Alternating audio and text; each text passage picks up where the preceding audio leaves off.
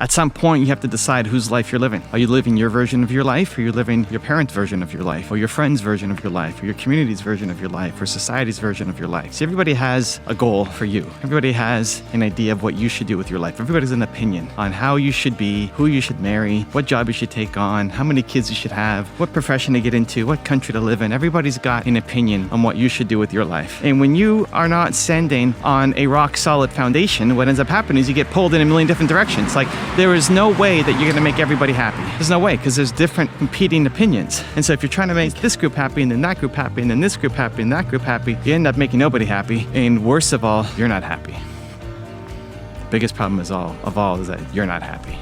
Need motivation? Watch the top 10 with Believe Nation. Hey, it's Evan Carmichael, and I make these videos because in my first business, I was making $300 a month. I quit on my business partner, and the thing that saved me was studying the stories of super successful entrepreneurs. So I hope that this story today helps give you the motivation you need, because I still need it too myself. So today, let's learn from me and my team's take on my top 10 rules of success.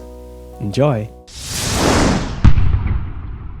I had somebody message me on Instagram the other day saying that they want to chase down their aspirational dreams, be an entrepreneur, but their parents won't let them. Like, okay. Well, at some point you have to decide, when are you living your life, and when are you living your parents' version of your life? And what that requires is you getting off the payroll, right? If you want to live your life, but you're living under their roof, that's a problem, right? When do you stand up for yourself? And maybe if you're 13 years old, that's too young. Maybe you can't do it. Maybe that's not possible, right? But is it at 16? Is it at 18? Is it at 20? Is it at 24? Is it at 32? Is it at 46? Like, it's people in their 50s still living the life that their parents want for them instead of the life that they want for them. Or again, their community, their partner, or the people around them, society. You're not living your version of your life. And so how do we fix it? How do you gain the courage? How do you gain the strength? How do you get the momentum? I'm gonna give you a couple strategies that I hope will help. Number one is to figure out your who. What's your single most important core value? I wrote a book called Your One Word, and another one called Built to Serve. And the first exercise that I guide people through is to figure out, what is your single most important core value? What do you stand for as a human? You know? And you can read the books that dive in deeper, but if you just thought about it, you spent 2 seconds and thought about it, close your eyes and ask yourself, what is my single most important core value as a human? What is it? And then from there, you gain a new sense of strength and courage, because mine is belief, right? So if you look at mine, believe, well, I need to then do things that are in accordance with belief. Whenever I'm not happy, whenever I'm not bold, whenever I'm feeling down, it's because there's a lack of belief somewhere in my life, because I want to be doing something, but I'm not. I don't believe in myself, or I don't believe in the thing that I'm doing. It adds a level of clarity that I didn't have before. So what's yours? What's your single most important core value? You know, what do you stand for as a human? And don't worry about it being perfect, but if you're not happy right now, if your most important core value is freedom, and you are feeling trapped under somebody else's rules, you're not gonna be happy. You know why? Because your most important core value is freedom, right? It starts to make sense. So identify what that core value is, because it'll help you make better decisions. It gives you the rock to stand on instead of standing on quicksand. If you're being pulled in a million different directions by other people and their agenda for your time, it's because you do not have that rock. You know something is wrong. You know you're sinking, but you don't know why. And you don't know how to stand strong. This is it. Your single most important core value. Figure out your who. That's step number one. Step number two is, once you figure out your who, we need to start to limit access or cut out the things that make us feel against that. So if my who is believe, then anything that makes me feel a lack of belief, I want to stop spending time with. I want to unsubscribe from the channels that make me feel less than. I want to stop spending time with friends who pull me down. I want to dedicate myself to not being around the negativity. You know, think about the last time you scrolled through Instagram or you're scrolling through YouTube. How many of the videos and piece of content that you watched made you feel better about yourself, right? Like, did it make you feel better about yourself or worse about yourself? That's an important question. Thank you. Did it make you feel better about yourself or worse about yourself? And if it's worse about yourself, if you just found yourself scrolling for 40 minutes through Instagram and now you feel like a loser, it's not Instagram's problem. It's not the platform's fault. It's the people that you're following. Stop following the people who make you feel worse about yourself. How do you know? Well, you have an audit, right? Now that you know your single most important core value, you have a gauge. So for me, does this person that I'm subscribed to or following make me feel more or less believe? Cool. That becomes an easy decision on what to do next, right? Then you go to the people in your life, your friends, your family. Do these people make me feel more or less believe? For me, right? Insert your word for you. Cool. Less, stop spending time with them. Maybe completely cut off access. Or if it's, your parents or somebody really close to you, then put up walls over the things that you will talk about. Limit access. You may not go to the extreme of completely cutting the person out of your life, but at least limiting access so that you don't wake up every day and feel terrible, right? I think that stuff matters. So step number 1 is we're gonna figure out our most important core value. What's your who, right? Step number 2 is then we're gonna restrict access or cut off the people, the things that we're feeding into our mind that make us feel worse about ourselves. And then 3 is we need to inject new great things into our lives. We need to inject new positive, amazing people into our lives, right? People who make you feel your core value, belief, for me, right? So I make my videos still for myself. The videos on my channel, I wanna watch for myself. And thankfully, you guys like it enough that I can turn it into a business, bring on an amazing team, and help go off and inspire even more people. But it's a conscious choice. Most of us wake up like an accident and fall into our day. And it's time to make a conscious choice to shift that, to say no. Instead, what I'm gonna do is I'm gonna be really intentional with who I'm spending my time with, what I'm feeding into my mind, because that'll make a giant difference in how you show up. If you're constantly around negativity, distraction, pessimism, it's not that you can't show up and be great, it's just you're making things 1,000 times harder for yourself. Versus, and you felt it when you're around the people or you're in the environment where you feel bold and powerful and unstoppable and you can do anything. Guess what? You go off and you start doing amazing things that you never thought you were capable of. And so that's the key difference. You have to protect your dream. You have to realize that everybody has that dream for you, and it's not really for you, it's mostly for them, right? It's like they gave up on their dreams, they never chased down their goals, and so now they're putting all their hopes on you. They want you to go live the life that they never had. But that's not a fair burden to carry, because you don't want their life. You don't want the same things that they want. That's not what you want to do. And so if you can go through that process and recognize that, yes, you have Michael Jordan level genius at something, right? You have Michael Jordan level genius at something. You can be great. And it's probably not doing the things that your parents wanted you to do, or your family, your community, what you grew up learning in school. It's probably something completely different. And when you can figure out your most important core value, when you can completely eliminate or cut off access to the people, the things that bring you down, and we can inject the positivity into your life on a daily basis, on a consistent basis, it'll change everything. Everything. Time to get to work. Rule number 2 is challenge your values. Figuring out your core values, I think, is one of the most important exercises that you can do as a human being. Like, how do you know how to live your life? How do you wake up every day and do what you want to do? How do you have any clarity on what to do next when you don't know what you stand for? When you don't know your most important core value? It's the reason why I wrote Your One Word, I don't know how many years ago.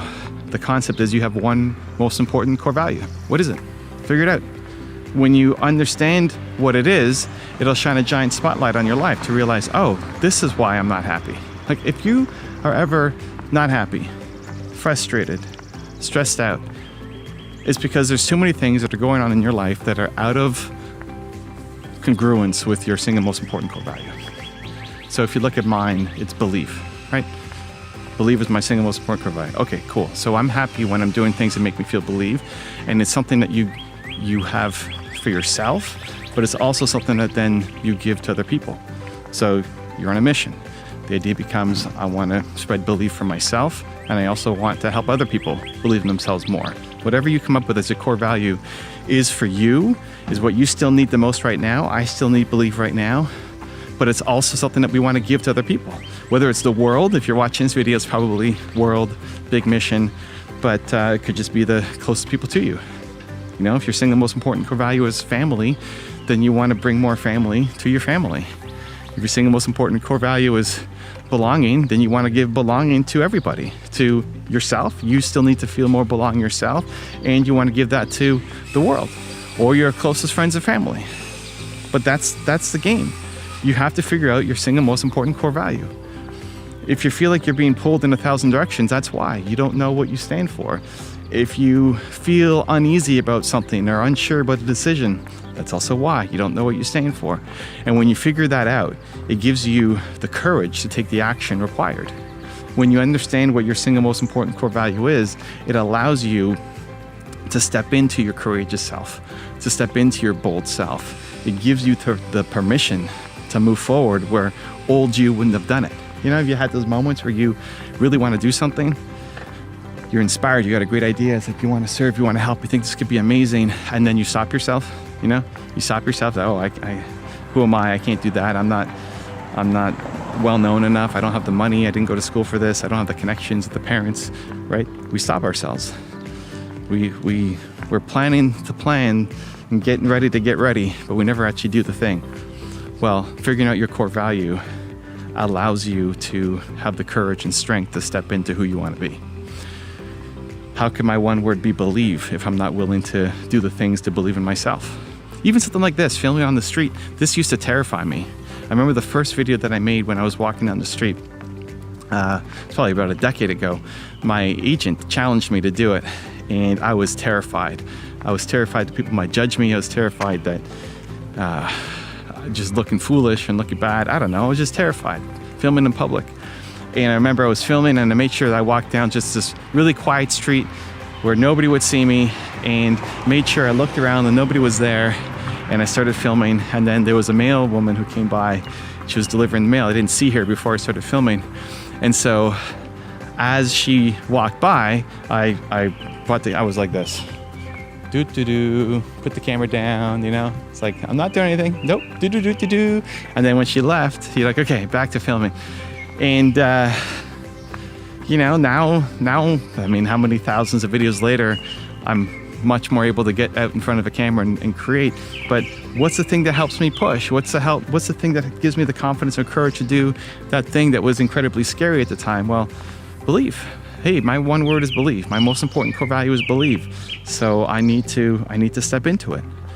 It's a constant reminder.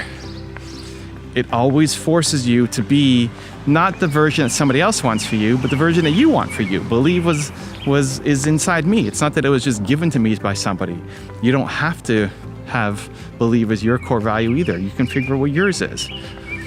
But if ever you're stuck with a big decision and you're not sure what to do, and you actually know what your most important core value is, then guess what happens?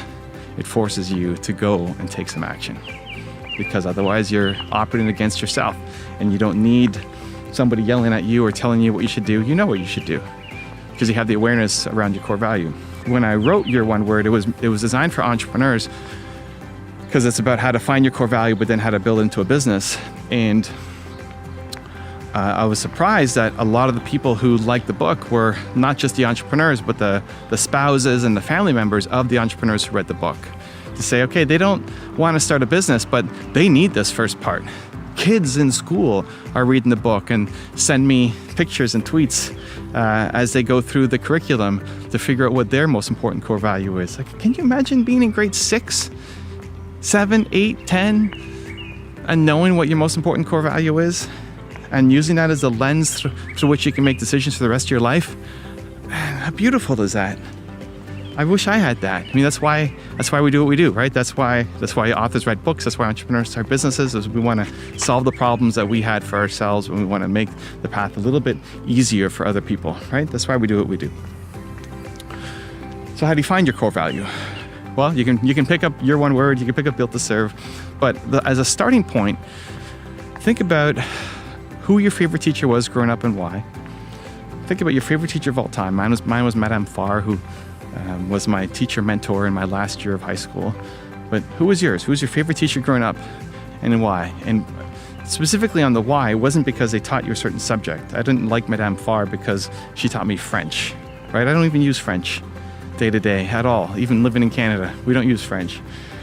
But she taught me to believe in myself. So there's one. What's your favorite movie of all time and why? Mine is Seabiscuit.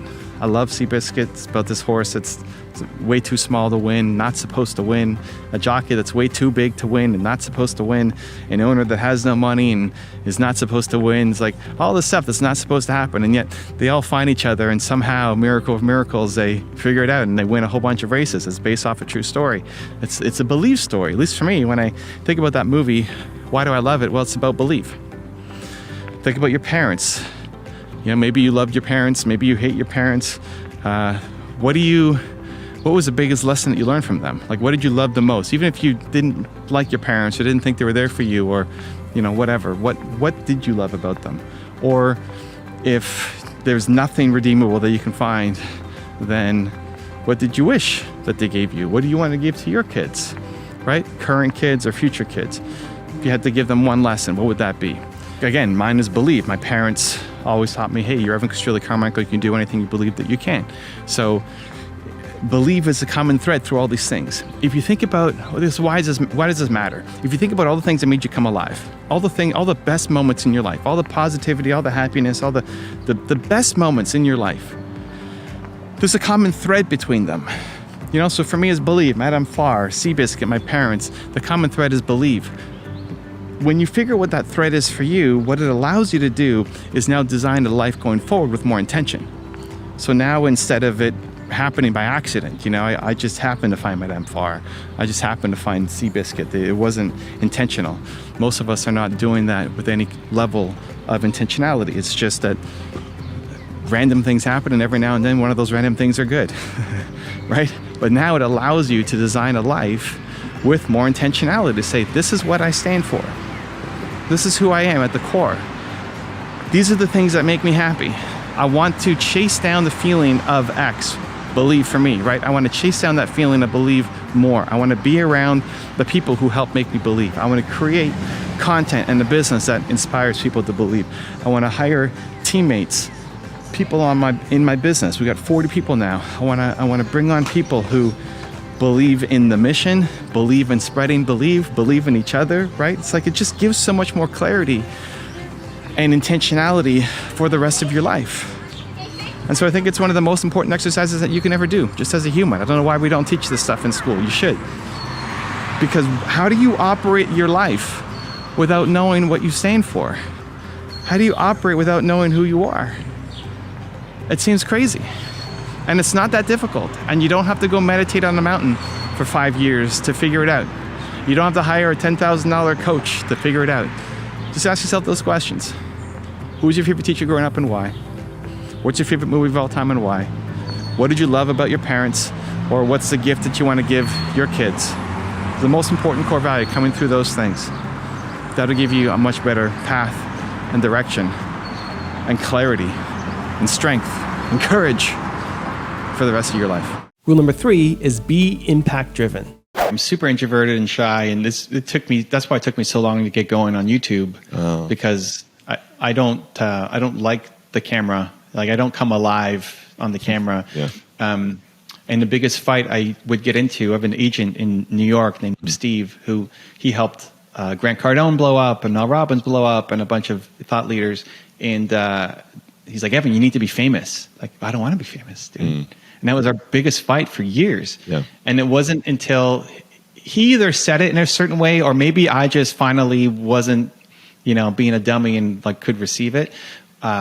Where he said, well, the more people know you, the more people will get the message. Yeah. And for me, it's always message and impact driven first, more than my face being somewhere. Mm-hmm. And so once I realized that, like, oh, okay, so the more people know me, the more people will hear my message, which sounds basic, but I for the first 5 years, I didn't understand that. Yeah. And so I'm great at like 2 things. And apart from that, I know nothing about everything else. And so luckily, I guess in some of our circles, I have a knowledge on something that people care about. Yeah. When I went to that group, it's like, well, what am I I teach believe, it's what what I'm in your book. It's the whole mission that I'm on. And like, I'm gonna teach Anthony Trucks to believe in himself more, or like Brendan Bouchard to believe in himself. Like, why am I here? Yeah. Yeah, we do believe But in I realized, ourselves. no, like the YouTube side and to the point of, the candor, which you said graciously in the beginning, it's what achievers appreciate. Yeah. I think for people at the very beginning of their journey, most people, they need just the encouragement and the pat on the back and the high five and like, you can do this and get going and create. And just the fact that they made a video or they called that person, like that's a huge win. The fact that they took any kind of action. And so most of what I do is just cheerleading and encouragement, because that's what they're missing, is just momentum. Yeah. For the achievers though, it's like you don't need me to say, hey, Trucks, like you posted a video, great job, man. Yeah. No, it's like, okay, that's cool, but you're like, okay, where does it suck? How do I improve it? And you were asking some questions too. It's like, okay, like be honest, tell me, like rip it apart, shred it, tell me everywhere it sucks.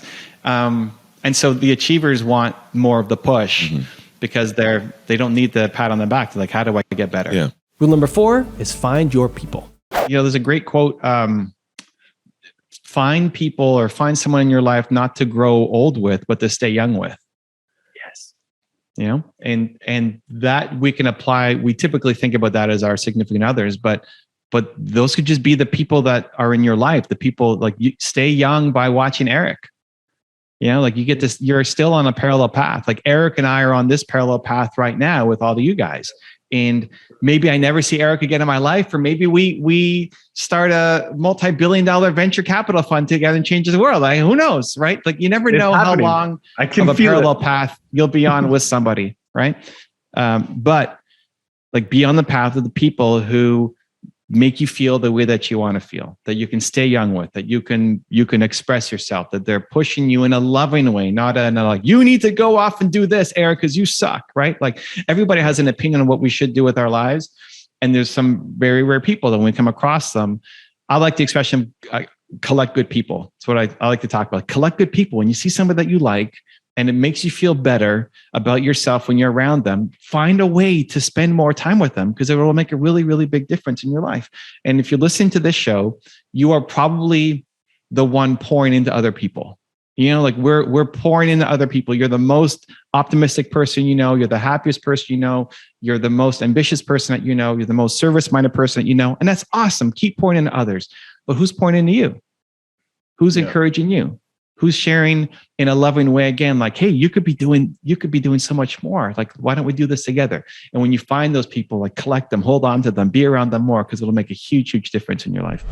Also, to make sure you're actually taking action after watching this video, I've designed a special free worksheet just for this video. The worksheet will highlight all of the lessons learned in this video, as well as pull out our 3 favorite learnings and quotes that will inspire you to actually do something. The worksheet will also give you space to write down what your key takeaways are and your specific plan of action to make sure you're getting results. If you want the worksheet designed specifically for this video, absolutely for free, there's a link in the description below. Go click on it and start building the momentum in your life and your business. I'll see you there.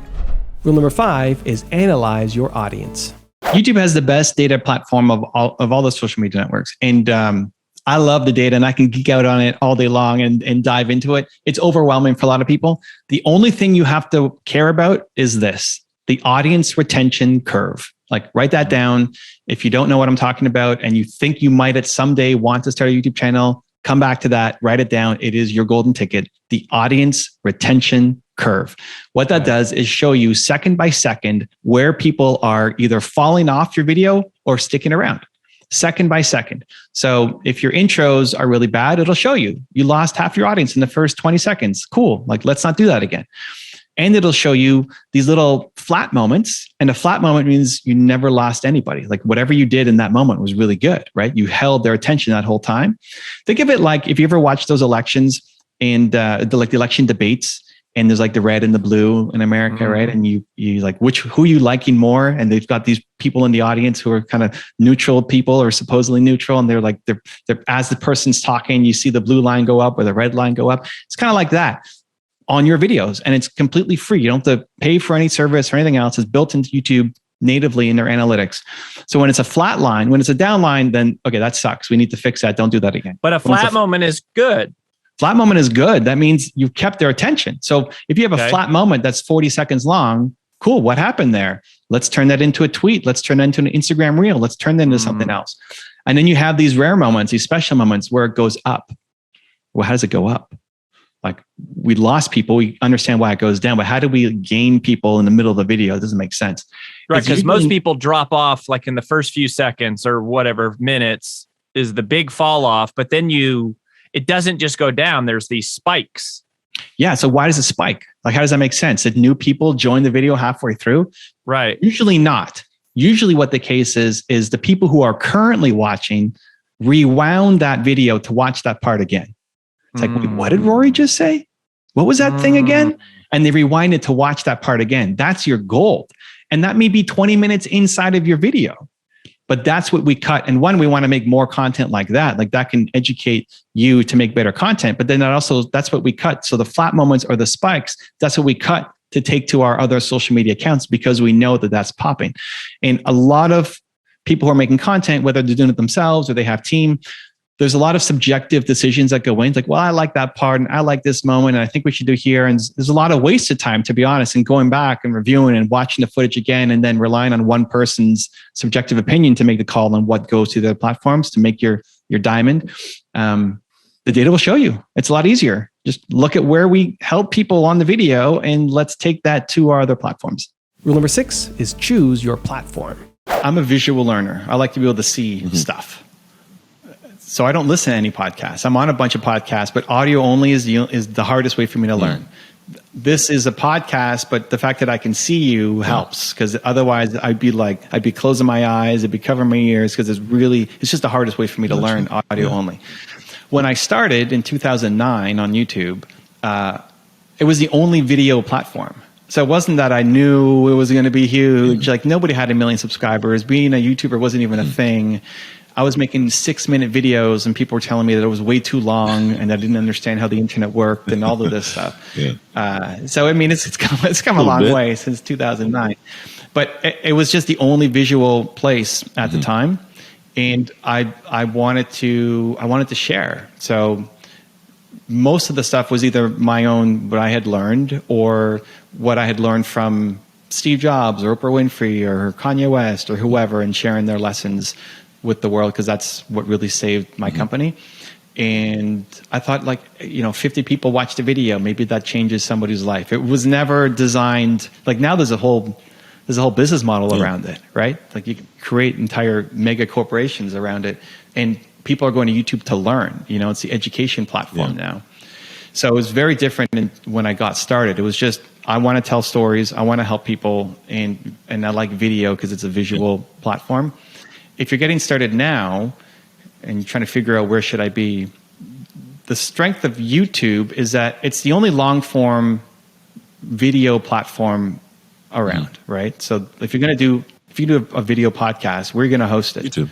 Like, you're not going to post an hour. It's YouTube, and YouTube is now the educational place that people default to. YouTube. So if somebody's trying to figure out how to make a big shift in their life, where are they going to go? Are they going to the library? Are they going to talk to their mom? Like, they're going to YouTube, and there's like, how do I make a shift? And there's Anthony Trucks, and it's like, I've never heard of this guy, but he's got an awesome message, right? And then that's how you start to bring on new people and build your movement up. Yeah. All of the other platforms are still great, but they lean in more on the inspirational side. So Instagram, TikTok, it's great. You have a minute to say something really fantastic, and it's just hoping to plant a seed with people. But you're not really making a shift in a minute-long video for people. And so where short form goes, there's lots of different options. There's a bunch of people tried to come up and make the YouTube killer. There's no YouTube killer out yet. But who knows? In 10 years, we're going to be doing this in VR. I'm going to be hologramming into your room. The technology will change. But right now, if you are an expert, if you're a thought leader, and that's all I focus on, right? I'm not the YouTube guy for like slime channels or makeup tutorials or whatever. It's like education, thought leadership, entrepreneurship, personal development. That's where I live. YouTube needs to be your number one home. Rule number 7 is share your glory. A lot of people don't believe that I'm an introvert and that I'm shy because of the work that I do. And I struggled a lot with it, Eric. Like if you look at the growth of my YouTube channel at the beginning, it was so slow, mostly because I thought, hey, if you're going to talk about yourself, you have to have a huge ego and you have to be a blabbermouth, and just, it wasn't me. It's not how I wanted to win. And then I realized, well, I still want to serve. Like, I still want to help. How do I help? And once I could marry, if I share my story that actually can serve people, then it got me more and more comfortable. And I would never have said yes to this. Like, what? Why does he want to talk to me? It's crazy. No, I'm not coming on Eric's show just because I would be nothing about you. More, I'm just too afraid and too nervous and too shy. And like, I don't want to talk to people. I do a lot of my best creative work, when I'm by myself. I actually have no need to, as long as I have my wife, I'm pretty good. Like I don't really have a huge connection need, but I want to serve and I want to feel like what I'm doing matters and is important. So I can get really excited about a few things, right? Like if we're talking about impact and entrepreneurship, or if you want to dive into salsa dancing or League of Legends, I can get pretty excited. But anything else, I no interest. Small talk, how about that local hockey team or weather? Like it just is not interesting to me. And I think that's one of the things with introverts is we want to have meaningful conversations. We're actually okay to have conversations, but we're better in small groups or one-on-ones, and we want to have meaningful conversations, and we hate the small talk and what do you do? And just the small talk is just not fun. I remember I was on a flight. I was going from Toronto to Puerto Rico. I was speaking at Brendan Burchard's event in Puerto Rico for his high-end mastermind group. And there was a guy next to me, and he was trying to start up all these conversations that I don't enjoy it. But I remembered everything about him. I remembered, the backpack that he had, and that he wanted a coffee once we got into the air, and he wanted a black. And, I remembered all the things about him, but I don't like the small talk conversation. And then we got there and I took the cab and got to the hotel, and then in behind me walks the same guy. He was going to the same event in Puerto Rico. And as soon as I saw him there, I was like, oh, dude, you're an entrepreneur? Like, what do you do? As soon as I got into, service and entrepreneurship, then instantly became friends. But just small talk is not as, and maybe that's a limitation of me or something I need to work on. But the most important part of that was realizing, hey, I need to get out there because I want to serve and I want to help. And me not sharing my story is actually selfish. Like we've all been through something. And there are other people who are struggling right now with the thing that you used to struggle with. Like if you think back to who you were 10 years ago and how much you were struggling, and just a difference in mindsets and belief systems compared to who you are now, there's a lot of people who are still stuck at who you were 10 years ago. And they need help, and they don't know who to go to, and they can't connect to some of the big names out there, but they can connect to you because you know exactly what they've been through, and you can help that person. And just sharing your story is valuable. And in you being silent, it perpetuates the silence for others. And in you sharing it and expressing yourself to your word, it encourages other people to express themselves too. It gives them permission to express themselves too. They may not look to me and say that it's possible for them, but they can look at you, Eric, and say, well, Eric can do it. He's like me. He went through the same things as I did. If he can do it, then maybe I can too. And you sharing your story and expressing yourself gives them permission to take the step and start on their journey as well, which is the greatest thing of all time. So even though, we're introverts, you still want to help, still want to serve, still want to feel like what we do matters every day. Rule number 8 is project realistic possibilities. The fastest way to figure out what to do next is to model success. Model success. Whenever you don't know what to do, model success. What that does is when you can find somebody who's done the thing that you want to do, right? Like think about what are your goals? What do you want to accomplish? What do you want to do in life, right? In life, in business, what do you want to do? What do you want to accomplish? Where do you want to go? Find people who've done it. And the key thing is don't look at what they're doing right now, because that's not going to be very helpful for you. Instead, what we want to do is look at what did they do when they started? How did they go from 0 to 1? How did they get their thing off the ground? Because it does it does two key things. It gives you hope that it's possible. Whenever you look at your heroes, mentors, people who've done amazing things, we often feel when we look at our goals that it's not possible. Like, has that happened to you? You look at your goals, your big goals, not your little ones, but the big goals. Like, that's not possible. I can't do that. Sometimes you feel like you can, and it's inspiring. It's like, yes, I can't wait to do that. And other times it feels like the big goal is too big, and you're never going to be able to do that, right? Does that sound familiar?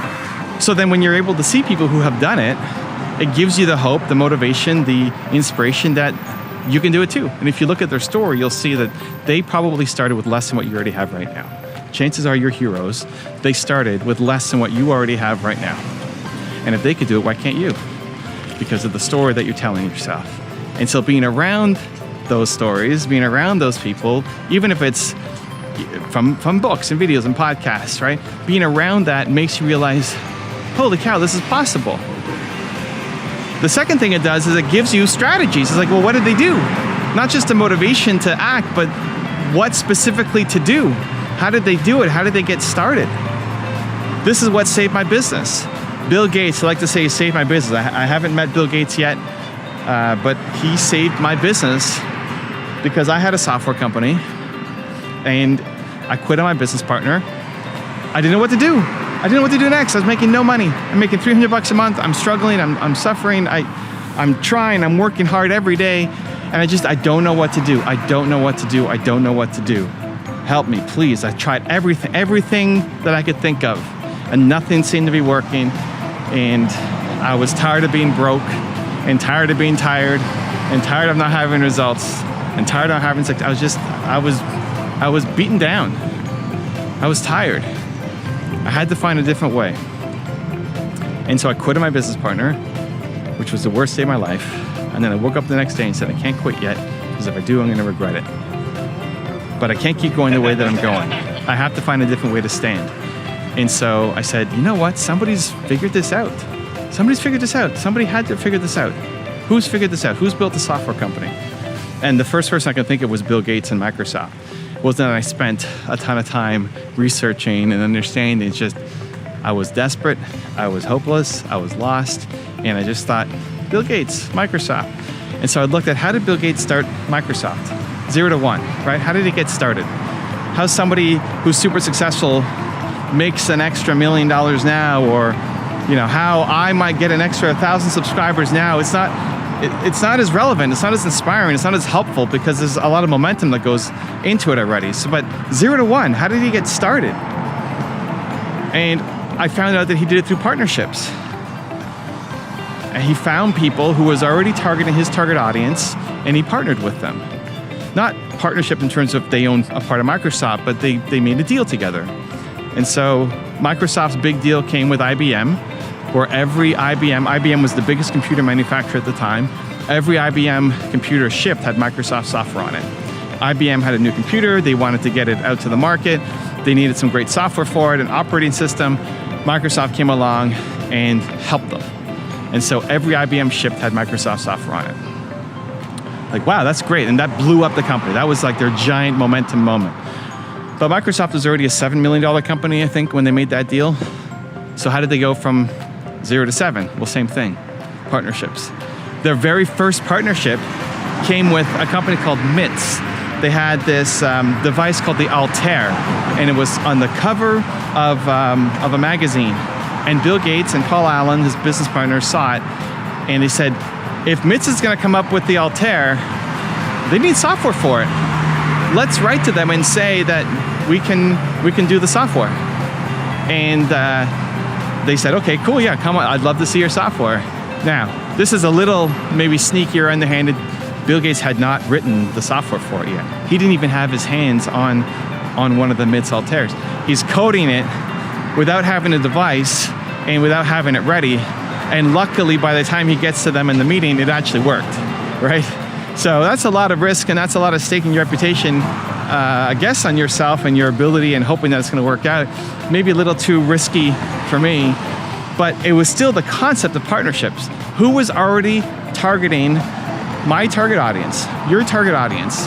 And instead of trying to go after customers one by one, how can you work with somebody who, if they told people about you, it would reach 10 people at a time, or 100 people at a time, or 1,000 people at a time, or 1,000,000 people at a time, right? How could we make that happen?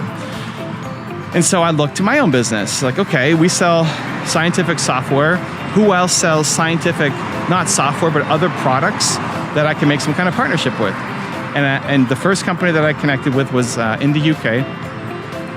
And I messaged them to say, hey, we've got this company, we've got this software. Do you want to represent us in Europe? And I forget which markets we looked at, but UK and a couple other countries. Do you want to represent us in Europe? Because our software is great, it works, but we, the customer support and language differences and time zone differences, would you like to be our partner in the UK? And they said yes. How do we get started? I was nervous, I was sweating, I was trying to figure out, oh my gosh, I got my first potential deal here. I'm how old? I'm 20 at the time-ish. And I say, okay, there's an upfront commitment of $13,500. They had to pay us $13,500. At the time, I'm making $300 a month. So I guess that's kind of my bold statement or my bold commitment, like Bill Gates. So you got to pay me $13,500 up front. And I remember pressing send on the email and sweating, nervous. I don't want to lose this deal. Finally got somebody at the table, and they said yes. They said yes. Crazy. They said yes, and then the money hit our bank account. Like, oh my gosh, $13,500. This is crazy. It doesn't seem like a lot of money now, but man, I felt like I won the lottery. I felt rich. And more important than just the money was that something worked, momentum, finally, like something, anything was actually having an impact. It's crazy. And I had a strategy that I could apply. I could go after other companies, and that's what I did. And I closed more and more and more deals, more of these partnership deals, all based off of Bill Gates' strategy, right? So again, I haven't met Bill Gates. I haven't told him the story yet, but the way that he built Microsoft became an inspiration for me to build my company, at least in the early days. And it got our company off the ground and starting to get some results. And so whenever you don't know what to do, you model success. You find the person who's done the thing. It gives you hope, it gives you inspiration, and it also gives you specific strategies. Now, it may not fit 100%, right? I had to research Bill Gates. I had to see how he got started. I had to see his first deals. And my deal wasn't exactly the same deal that he signed, but it's close enough. And all I really needed was the idea, was a strategy to get started. And it saved my company, it saved my business. I mean, I don't know, if I didn't do that, I might have some job right now that I hate. Honestly, like I just quit on my business partner. I was afraid I was gonna live in regret of not knowing. And I was just lost, guys. I was just lost. But I knew that if I stopped now, that I would look back on that moment and say, what if I just kept going? And if I didn't find that strategy, I don't know what I would have done. Honestly, probably at some job that I hate. It's crazy how these little shifts, little moments can make such a giant difference in your life. And so hopefully this video can help inspire a little moment for you. So if you surround yourself with your heroes, you look at the people who are doing the thing that you want to do, and be around them more and study their success, it gives you the hope and the motivation that it's possible. And hopefully it also gives you the specific strategies on what you can do so you can accomplish your goals as well. The fastest way to build your business, to get the right ideas to grow, is to model success. Rule number 9 is get a role model. The thing that always helped me make breakthroughs was getting a role model and learning from somebody else. And every time, whether it was my first business or getting started on YouTube, Steve, with YouTube, it was Steve, and finally listening to my agent, Steve, that I started to grow. And I did 5 years. Like I'm in year 5 of my YouTube channel, and I still have 2,000 subscribers, right? So it's like this was not an overnight success. If people want to see my growth, I put it on the website like year over year, how much I grew, or how much I grew, which is like nothing. So I'm not naturally talented, and anytime I tried to do something by myself, it just didn't work. But whenever I sought out role models, mentors, even virtually, even listening to, watching videos, reading books, etc., I would have success. So I just wanted to try to share that more with the world. And when I meet somebody with integrity, like you, it's like, man, like we got to get Chucks up to the world, dude. What? How is this guy not making content? And rule number 10, the last one before some very special bonus clips, is create a unique life. I think you should have a hard time explaining what you do. Like I think if you don't have a hard time explaining what you do, then you hate your life. Like then you're living inside an easy to define box and you're not happy there. And not a masculine feminine thing. That's just a human thing. Like, so you should have a hard time. It's good. It's good if you have a hard time explaining what you do. It means you're expressing yourself and you're creating a unique life, right? Which is the goal for all of us. In terms of, energy, I think how I approach it is less of like a shield, and trying to fight it and hold it back and like, you can't come in, and more of a dance. And some dance partners you dance with and go a long way, and some you drop off and move on, right? And so I'm less concerned about the doing as much as, when I'm here, I don't know what we're talking about. There's no like preset list of questions like, Eric, you have to talk about this or I'm not coming on, like, I don't know what we're going to talk about. And I'm dancing with what you're throwing out. It's like, you're pitching and I'm catching and then I'm throwing the ball back to you. And this is our dance.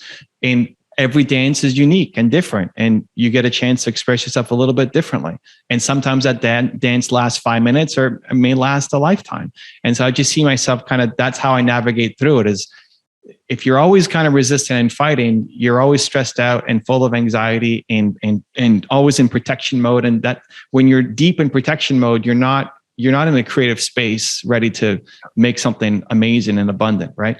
And so it's like, okay, that doesn't work for me. I'm moving on to the next dance. And so just kind of dancing through the energy, and the more you can actually feel it. The first step is awareness. It's great that you even caught it because you're feeling like stressed out and overwhelmed, but it's like, you don't know why. Okay, well, now we get a sense of why, but now you get to choose a different dance partner. And that's how I see it. And we're just dancing down the path. When you are accountable to other people, you are more likely to follow through. Whether it's in entrepreneurship, whether it's in personal development, whether it's working out or working on yourself, when you are feeling like somebody else is counting on you besides you, you're way more likely to follow through. Think about going to the gym, right? You may not like going to the gym. You may find reasons to put off going to gym. Maybe it's early morning. Maybe you're tired. You didn't sleep well last night. Your muscles still hurt from yesterday. All sorts of reasons and excuses you come up with. But if you know that somebody else is going to be there, your friend is going to be there waiting for you, you're way more likely to follow through because now it's not just about you. I created a challenge inside my Movement Makers program. And Movement Makers is a program I created to help thought leaders, experts who want to build up their following and want to get their message out to the world. You got a big message in here, let's get it out to the world. And you train with me, but you also get to connect with each other. And I was frustrated that people were not making enough content. You've got such a big message, such a big potential voice, your story matters, and people were not making enough content. And everybody was living, not everybody, but a good chunk of people were living inside the typical reasons we all come up with, right? I'm too busy, I don't know what gear to use, I don't like how I look on camera, my videos suck, over and over and over, the same reasons. And so I decided to do something a couple months ago that was different. I said, you know what?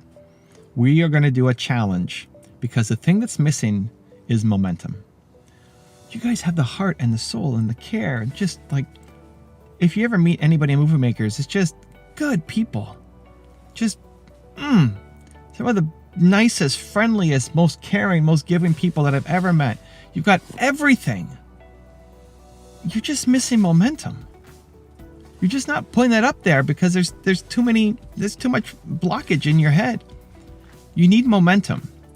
And so out of that frustration, I came up with the Momentum Challenge. And my goal with the Momentum Challenge was for them to make content, but not just make content, actually create the content in a way that can generate business for them. So the challenge was structured in 5 pieces of the content. One was a solo video, and the theme was momentum. So you have to make a solo video on momentum. 2 is 3 collaboration videos with other people in Movement Makers. So you need to do an interview with somebody and collaborate on the theme of momentum. And then the third thing was to do a lead magnet on momentum. So lead magnet, basically implies that you create a PDF or you create a unlisted video that you can share in return for people giving you their email address. So they email you, you give them the PDF, and now they're on your email list, and you can use that to continue to build a relationship and ultimately work with them, hopefully in some capacity, right? Where you're serving, caring, and making money in the process too. So that's a challenge. And whoever's in, you have the whole month to do it. And at the end of the month, whoever completes the challenge, we're going to do a Clubhouse Live all together and celebrate. I didn't know how it would go. I hope people would take me up on it, but it's easy to have a lot of excitement at the beginning, right? Have you ever been excited by something at the beginning and then pretty quickly you fall off the tracks, right? Has that ever happened to you? We're talking about a month here. It's not just make one video today. It's you got to stay consistent for a month. You got to make 5 pieces of content in a month. And for a lot of people, they didn't know how to do collaborations and never done an interview with somebody else. For a lot of people, they didn't know what a lead magnet was or how to make one or how to save a PDF or how to set up a landing page, how to do all the tech behind the scenes, right? And those are the excuses that they were holding on to for why they couldn't win in their own business. But now it's being forced. Now you have to do it. And I didn't know how well it would work out. And fortunately, it went insanely well. People had some of the best conversation of their lives. People finally got the tech side of their business figured out with landing pages and lead magnets. People started forming alliances and partnerships and cooperations and joint ventures with each other that I'd never even anticipated or seen. Why? Because they were committed to each other. Because now it wasn't just about doing it for themselves, it was about doing it with somebody. And here's what's important. It's not just doing it by yourself or for somebody. It's doing it with somebody. That makes a big difference, because if you're watching this channel, you're probably a heart-driven entrepreneur, right? That's why I love you. It's why you're here. You're a heart-driven entrepreneur. You want to serve. You want to make money. You want to have an impact, right? It's not just about the dollars, but also putting something positive out into the world that you're proud of. Whether it's making content like this or products or services, you want to serve. You are built to serve. It's why you're here. And I love that. And so you can connect to the mission and the service because you're doing it for somebody, right? You're doing it for your audience. You're doing it for your customers. You're doing it for the people who are going to consume what you're creating.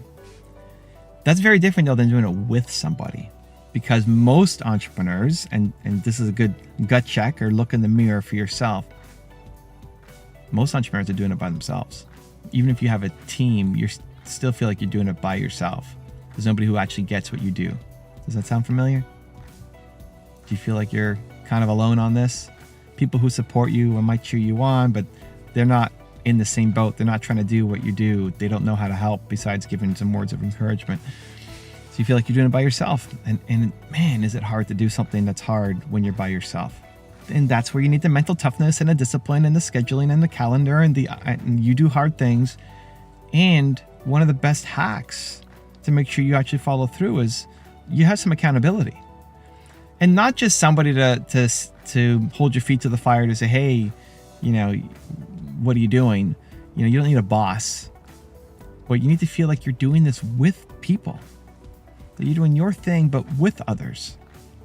And I think that's where the Movement Makers Challenge just really played out super well, is that now all of a sudden, people are booking collaborations with each other and they know what to talk about, where before they wouldn't book an interview because they didn't know what questions to ask. People are now helping each other with their landing pages and lead magnets, where in the past they would tell themselves, I don't know the tech, I'm too confused, I need to hire somebody, but I have no money to hire somebody. And now all of a sudden they're getting it done. Now it's happening. Where months or a year might have gone by and they still hadn't done it, now all of a sudden there's momentum happening. Why? Because they committed to somebody else. And because they committed to the group that they want to complete this thing. And then the celebration. When we did our clubhouse at the end of the month, the stories and the emotion was just so amazing. It became, Movement Makers started as me sharing a message. I'm going to teach you how to X, Y, Z. And it became so much more about the family and the community and the connection that really people are following through, not just because of the ideas that I'm giving them, but because they have a group of people that they're doing this thing with. So find your own group, or find one person. I have something I remind myself of constantly, that I like to collect good people. I want to find good people. I want to be around good people. I want to be around the people who fill me up, who make me feel like I'm worthy, I can do great things, make me energized. I leave them feeling better about myself than when I came in. I want to be around those people. And when I find somebody like that, I want to fight to find more time with them. And as an introverted, shy person, that can be really difficult and awkward. And I'm still afraid to ask for help. And I probably still don't do that enough. Somebody, there was a speaker who I spoke at his event, and he's like, "How can I help you?" I was like, I'm just here to serve. I wanted to help, no problem. And he wrote back, said, "No, I owe you. Like, how can I help you?" And it's still something I'm working on and doing a better job in asking for help, because I'll default to just find the solution myself. Don't want to burden people. It's the story that is in my head that I need to fix. But when you can find people to do something with, when you are on your path and you feel alone and you're struggling and the motivation isn't there, but then you know that somebody else is on the same journey with you, you're so much more likely to follow through. And so I encourage you not to do this alone, not to live life alone, not to run your business alone, that you'll have a greater degree of joy, of happiness, of impact, of service, of momentum, of progress, of results, when you have people, even one person, who you feel like you're doing this with. So don't try to be the hero all the time and feel like you have to do everything yourself.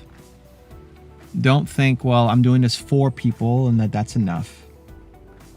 Make it a goal of yours that in the next 30 days, you're going to find somebody who's going to help hold you a little bit accountable, and you're going to hold them accountable too.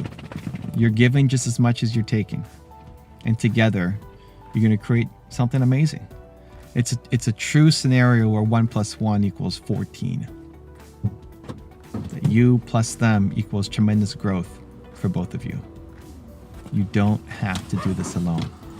Get somebody to help you stay accountable. I think we play small by default. I think, man, we are capable of so many amazing things, and we're constantly living in fear and excuses and reasons why we can't do something. And we have it trained in us from a young age, our parents, our family, our friends, our teachers. Think about, who did you learn about life from? Probably people who didn't like their own life. Who did you learn about careers from? Probably people who did not have a great career, who barely are enjoying what they're doing in their work, and they're living in scarcity mindset of this is all I can do. And that's what we've learned from. And, guidance counselors at school, do they love what they're doing? I think this is a huge problem, and we're stuck living small and living scared and living as a result way below our potential of what we could do and who we could help.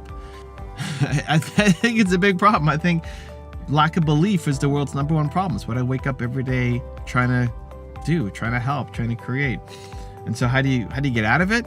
Well, I think the starting point is being around the people who are living and doing the things that you want to do.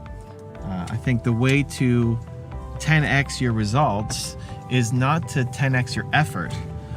Sometimes it is, especially at the very beginning. Sometimes the answer is just do more work. But once you're at your max capacity, you get to a point where you can't actually 10x your work anymore. It's changing your mindset. It's getting new leverage. It's busting through limiting beliefs, because just working harder will not be the answer anymore, right? Is it working harder or working smarter? Well, it's both, right? You have to, working hard is your entry to the game. Nobody wins without working hard in anything. You have to work hard. But there's lots of people who work hard who never accomplish their goals, who don't end up succeeding or winning because they're not working smart. So it's always a mix of both. And so if you're not working hard, then you don't have a shot. But assuming you are working hard and you want to 10x again, then it's a shift in mindset and a shift in limiting beliefs. So how do you identify the limiting beliefs? How do you figure out where it's holding you back? How do you break through the paradigm and hit a new level? A lot of it is environmental. The the current thinking that you have was environmental. It's your parents and your family and your guidance counselor and teachers and family, etc. That's environmental. You've adopted their beliefs, and unfortunately, a lot of them are negative limiting beliefs. There's probably some that are very positive, but a lot of them you've adopted that actually don't serve you anymore for what you're capable of and where you want to go, especially what's possible now in today's environment.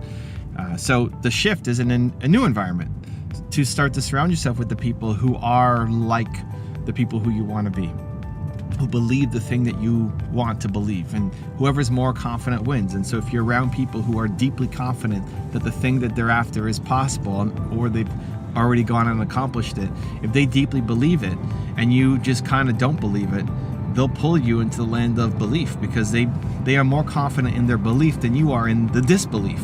And so it's finding the people who are living the life that you want, or at least aggressively chasing it down. They will motivate you, inspire you to want to go and live your life as well.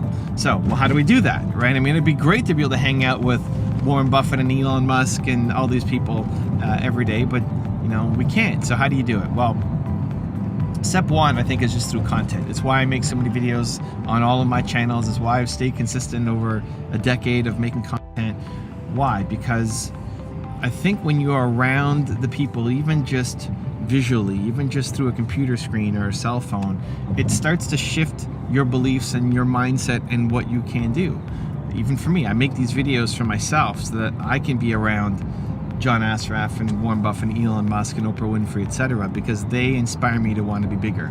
Looking at Elon Musk as an example, the news of the day right now as I'm recording this video is he's looking at buying Twitter. And when somebody asked me yesterday on Instagram, do I think Elon Musk will buy Twitter?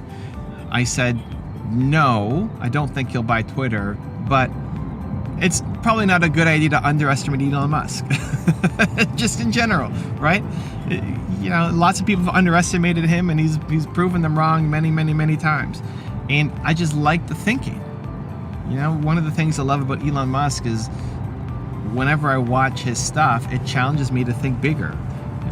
Why would Elon Musk, logically, if you're thinking through it, if you were running Tesla and SpaceX, would you have thought about buying Twitter? Would that enter the realm of possibility? This is the difference between small thinking and expansive thinking. Like in his world, it makes sense. And he wants to have a backup plan for the planet. Whenever I think I'm thinking big, Elon Musk is trying to have a backup plan for the entire planet. I realize I'm still thinking way too small.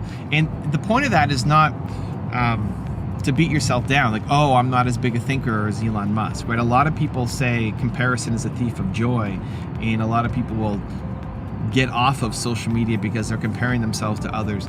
I think comparison can be a fantastic tool. I think it can be amazing, because when you are running with people who only make you feel good about yourself but based off of their smaller accomplishments, then you stay stuck and you stay a big fish in a small pond.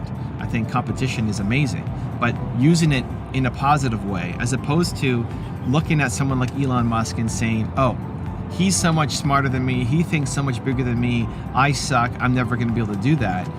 Look at it as hey, this is what's possible. There's not that big a gap between you and Elon Musk.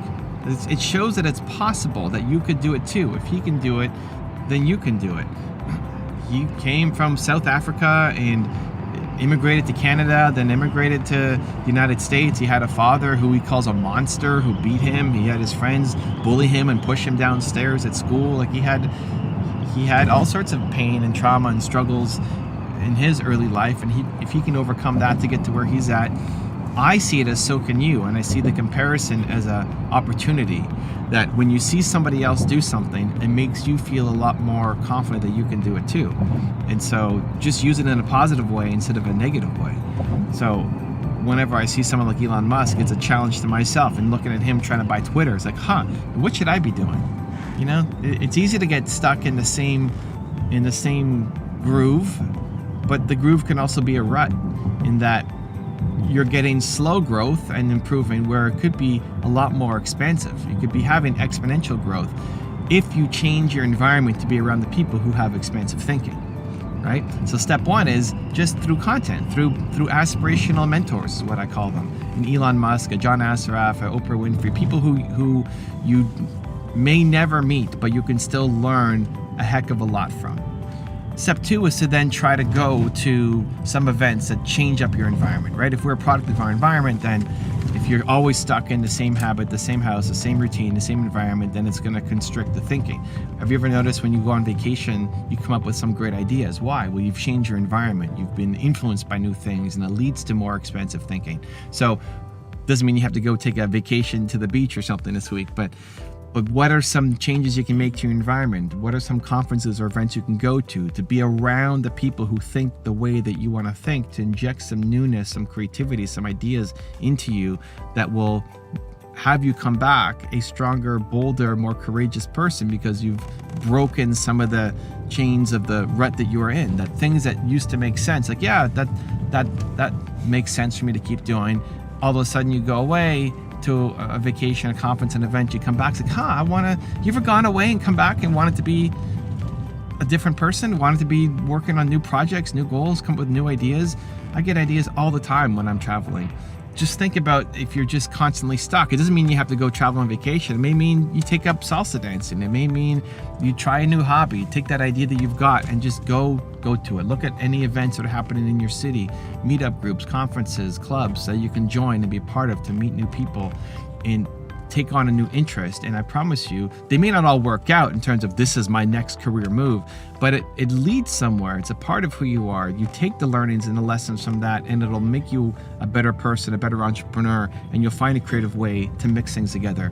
I think of Steve Jobs, who started Apple, who dropped out of university because he wasn't enjoying the classes, and he dropped in on calligraphy classes, drawing like text and letters for fonts, which made no sense. Like, why are you dropping out of this really practical school and material to then sit in on calligraphy? When are you ever going to use calligraphy? It made no sense, but he was interested in it. And what ended up happening was when he started the Apple and he created the Macintosh, it had the most fonts.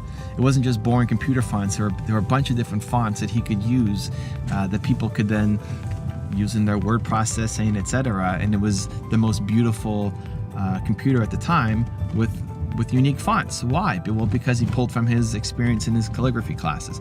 And how he describes it is you can't connect the dots looking forwards, only backwards. He didn't know going to the calligraphy class that, you know what, in 5 years, I'm going to start a company and I'm going to have beautiful fonts as a part of it. He was just interested in calligraphy. So he went to the class not knowing how it ever working out, but trusting that the dots would at some point align in the future, right? So looking back, it makes sense. Oh, this and this and this all align to get me to where I'm at.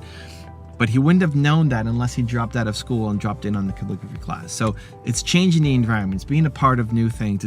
It's not just staying stuck in the same habits and same routines and same thing that you're doing constantly. And that will inject newness that will then allow you to be more creative and create amazing opportunities for your next goals. So step one is to be around aspirational mentors, to be around the people like an Elon Musk, Oprah Winfrey, etc., watching videos, content, interviews, podcasts, books that make you feel better, stronger, more courageous. Step two is to get out of your comfort zone and go to things, physical things, travel more, take on classes, say yes, go to conferences and events, just so that you expose yourself to new ideas and opportunities and come up with fresher ideas of what you could do with your life.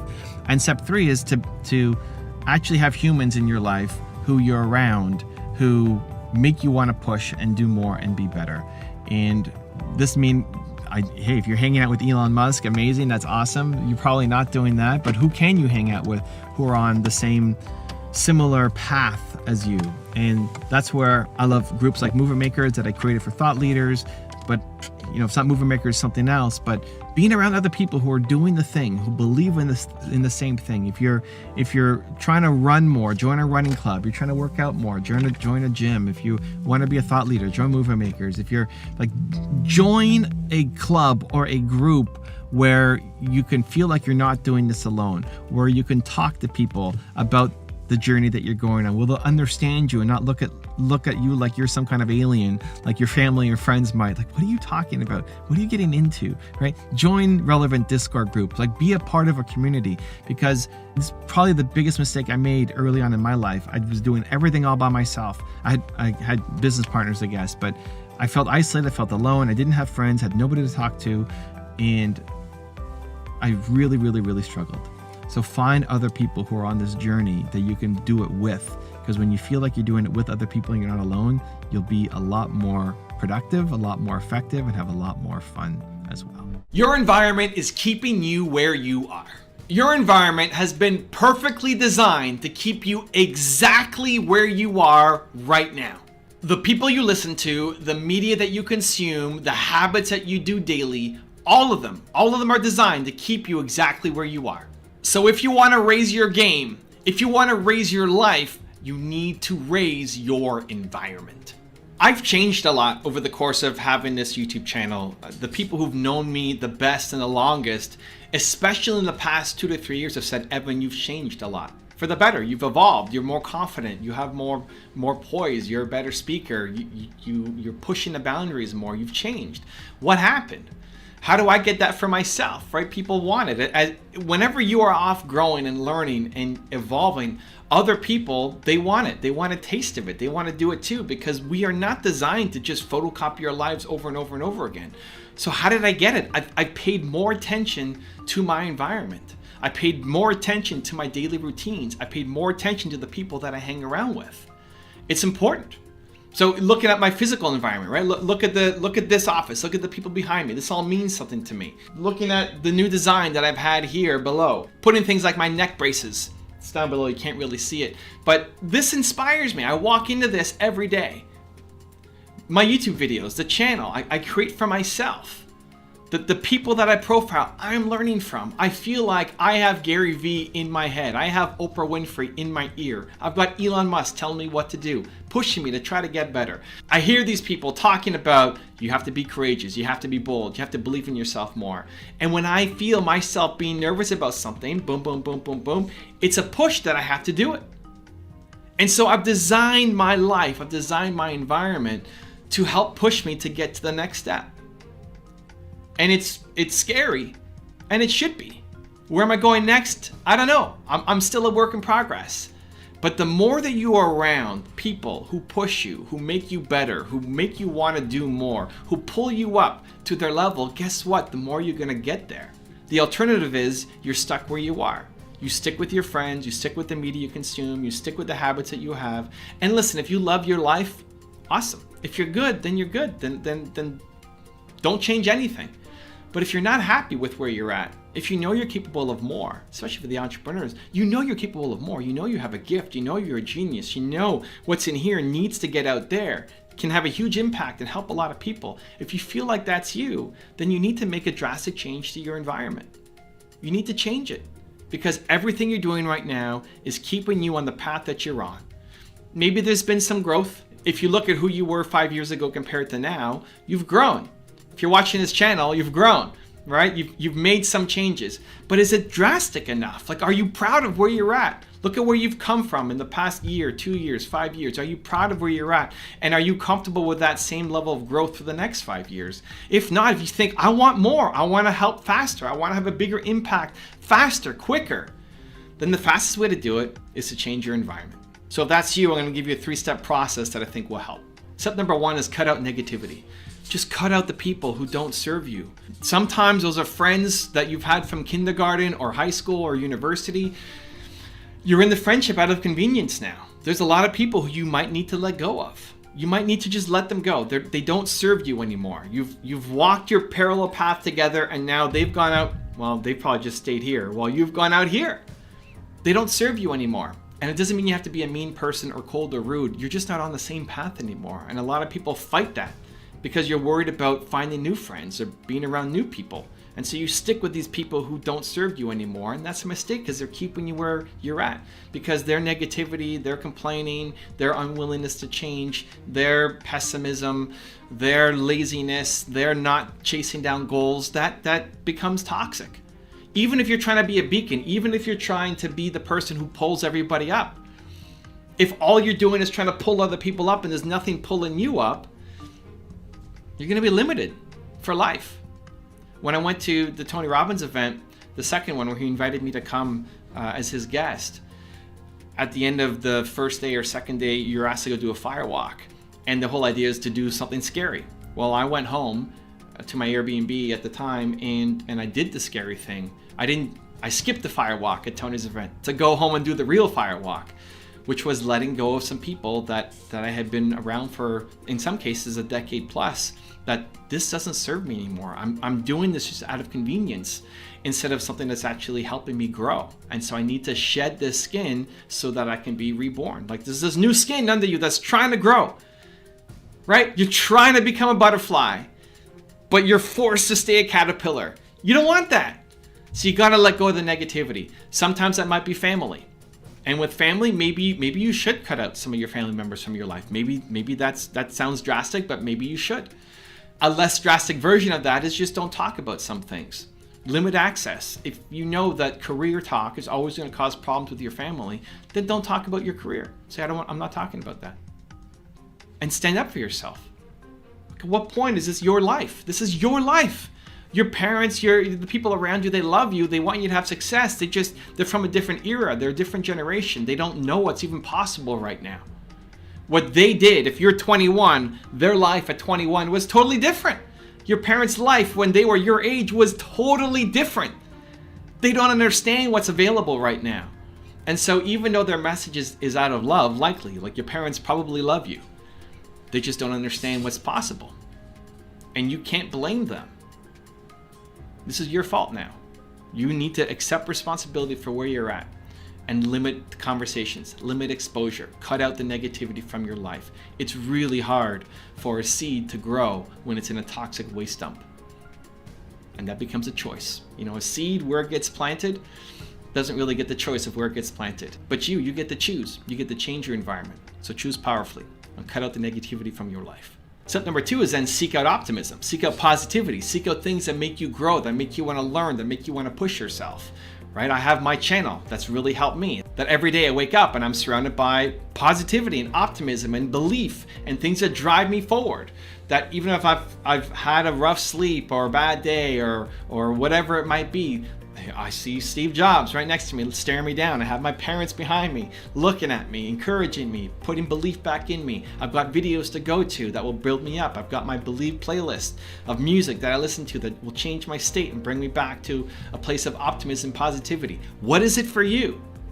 Is it people? Do you need to be around people physically? Can you go to meetup groups? Can you go to the library or coffee shop? Can you go join some entrepreneur circles? Can you become part of a co-working place? Can you be around people that are positive, that are energizing for you? Or can it be your physical environment, right? Or can it be your habits and your routines? Or can it be the media you consume? What are you consuming? What are you watching on TV or on Netflix? Is it entertainment? Are you just shutting off your life to try to forget about your problems and just be entertained? Or are you trying to educate yourself to build a better life? This is one of the fundamental problems in the world right now. People, they have problems. You have problems. Most people choose entertainment as a way to forget about their problems instead of education as a way to make their problems better. Do you want to shut off the world and laugh at somebody else's expense and watch Big Brother and see, man, that person's life sucks? Or do you want to go build a better life for yourself? Most people don't want to do the work to actually build a better life. I hope that you do, because that's how you actually end up being happy. Do you want to numb it with drugs, or do you actually want to build a better life for yourself? And then step number 3 is schedule for success. Schedule for success. So what are your daily habits? What's in your calendar? What is the thing that makes you feel bold, alive, contagious, optimism? What's the thing? For me, it's watching videos. For me, it's going through my 5S schedule. So I start the day with singing, where I have videos that are on YouTube that they're songs that make me want to sing, make me want to dance, make me want to move. It's the fastest way to change your state. I wake up tired and maybe low energy, and then I put on music and it changes my state and makes me happy. Do that for yourself. Don't put on music that matches your current mood. Put on music that matches the mood that you want to feel like. And it's the fastest way to just, in a snap, be able to change yourself. We all have music that makes you bounce and come alive. Start your day with that, right? That's part of mine. So singing, then sun. I like getting sun, going outside, being in nature, just having sun on my face, not just being stuck inside all day. Especially in the morning, makes a big difference. My third S is soar. So I want to do something that makes me feel bold and come alive. And for me, I don't have my phone here, but for me, I share a message. I want to share a message. I want to feel like the work that I do has meaning and importance. So I think about somebody that I helped yesterday, and then I share a message on Instagram and Snapchat and put it up. That helps me soar. What do you need for yourself? Then I sweat. So I'll do a quick workout, and then I do something to scare myself. Right now it's doing cold shower. So I sweat, and then I take a cold shower, and then it's like, oh, and I do difficult things. That's my morning routine, right? I call it the 5.5 S rule because some days I'll start with a snuggle with my wife in bed. So we're seeing if that's going to become like a 6S protocol, but at least it's 5.5 right now. That's what makes me come alive.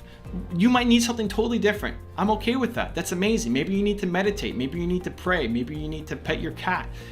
What is the thing that you need to do to make you feel bold and alive? And then schedule that in so that you're not hoping one day that something happens. You're not hoping that you're gonna meet the right person or hoping you're gonna find the right video. Like, demand excellence from yourself. Demand positivity and optimism from yourself every day. Because if you were bold, confident, optimistic, positive every morning, if you created that system for yourself, man, what could you accomplish in a year? Can you imagine? If you did something every morning that made you feel bold and confident, if you felt bold and confident every morning for the next year, imagine the life and business that you're gonna have. It's crazy. It's wild, right? So you have to create that. You have to schedule for success. Success will come from your habits. So look at your calendar. What are your habits? And if you did these habits, would it lead to you becoming a success? You don't have to stay stuck. When you come up with a great idea that in your heart, you know, this is the thing that I want to do, and then almost instantly, all the negative voices come in your head as to why you can't do it and why someone like you will never be able to do this thing. It keeps you stuck, keeps you small, keeps you frustrated, keeps you knowing that you're capable of more and being too afraid to go take the action. And until you can break that pattern of negative self-talk, nothing will happen. And so we're going to fix that in this video. I think as soon as we come up with ideas, it's not even our friends, it's not even the people around us, it's us. It's us telling ourselves that we suck, that we can't do it, that we're not good enough, that we're not capable, that it's not going to happen. We land into procrastination mode, and you can call yourself a perfectionist. It has to be perfect, but perfectionism is still just fear. Just fear that you're not good enough, fear that it won't work out, fear of being seen, fear of not being seen. And it keeps you stuck. When I procrastinate on things, even like making videos, I've made, I don't know how many, 12,000, 13,000, 14,000 videos, some crazy number of videos. And yet every time before I sit down to make the videos, I procrastinate a little bit. In today's filming session, I'm here at my wife's acupuncture clinic. She's inside getting her acupuncture done. I joined her sitting in the car, and it probably took me 15 minutes to get into the zone. I know I'm gonna make the videos. I've developed the identity that I'm gonna get it done, but I'm worried. I want the videos to be good. I don't want to embarrass myself. Don't want to let myself down. Don't want to let you down. Fear of disappointing people is my biggest fear. I don't want you to feel like this is wasting your time. You ever had these thoughts, like you want to do something and then you want it to be good and you don't want to disappoint people, and so you hem and you haw and you procrastinate, and then all of a sudden the day is gone, you haven't done anything? Has that happened? So I try to keep it to 10 minutes, 15 minutes. Today's a little longer. I'd usually be like 5-10 minutes. Took a little bit longer, 15 minutes today to get into the zone. And you know what happened? The next thought was, what if I just check and see how my team's doing, and because I want to feel valuable and because I want to feel like I'm doing something productive, I want to get out of the discomfort of not filming videos and go check in on my team, because that would make me feel more productive. Like, no. Just sit with it. We gotta change it. We gotta go. We gotta make some content. You're gonna do this and make that first video. So even for me, even for someone who's done 5 figures of videos. Every time I sit in front of the camera to make a video, the first one, I procrastinate. I sit on it because I'm afraid and I don't want to disappoint people. So it's totally normal. So if you feel like whatever the thing is that you want to do, you know you're capable of it, you know in your heart that it's something that you want to create, and then for some reason you keep stopping, you keep procrastinating, you keep staying stuck, that's normal. You're not, there's nothing wrong with you. It's not abnormal. It's 100%, everybody goes through it. The difference is how quickly can you shift? How can you get unstuck? Because most people just stay stuck. They stay constipated. They're like, all this stuff that has to come out, that's just not coming out. You're constipated. You stay stuck. So how do you do it? How do you shift it? Here are a couple things that help me that I hope can help you. Number one is floss the first tooth. Take immediate momentum.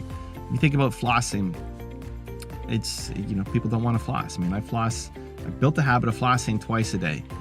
Most people don't floss. And the concept is just floss one tooth. And once you floss one tooth, you'll floss the rest, probably, right? Just get your running shoes on and go for a walk. And once you're walking, you probably do more than, the 2 minutes that you set yourself into mind. Like, just do 2 minutes. So for me, is just make the first video. Go on, Evan, just record the first video. So I recorded the first video. And now this is my second video in my filming session. And I'm already feeling better. It's like, we're going, we're vibing. Yeah, let's do this. This is amazing. Come on.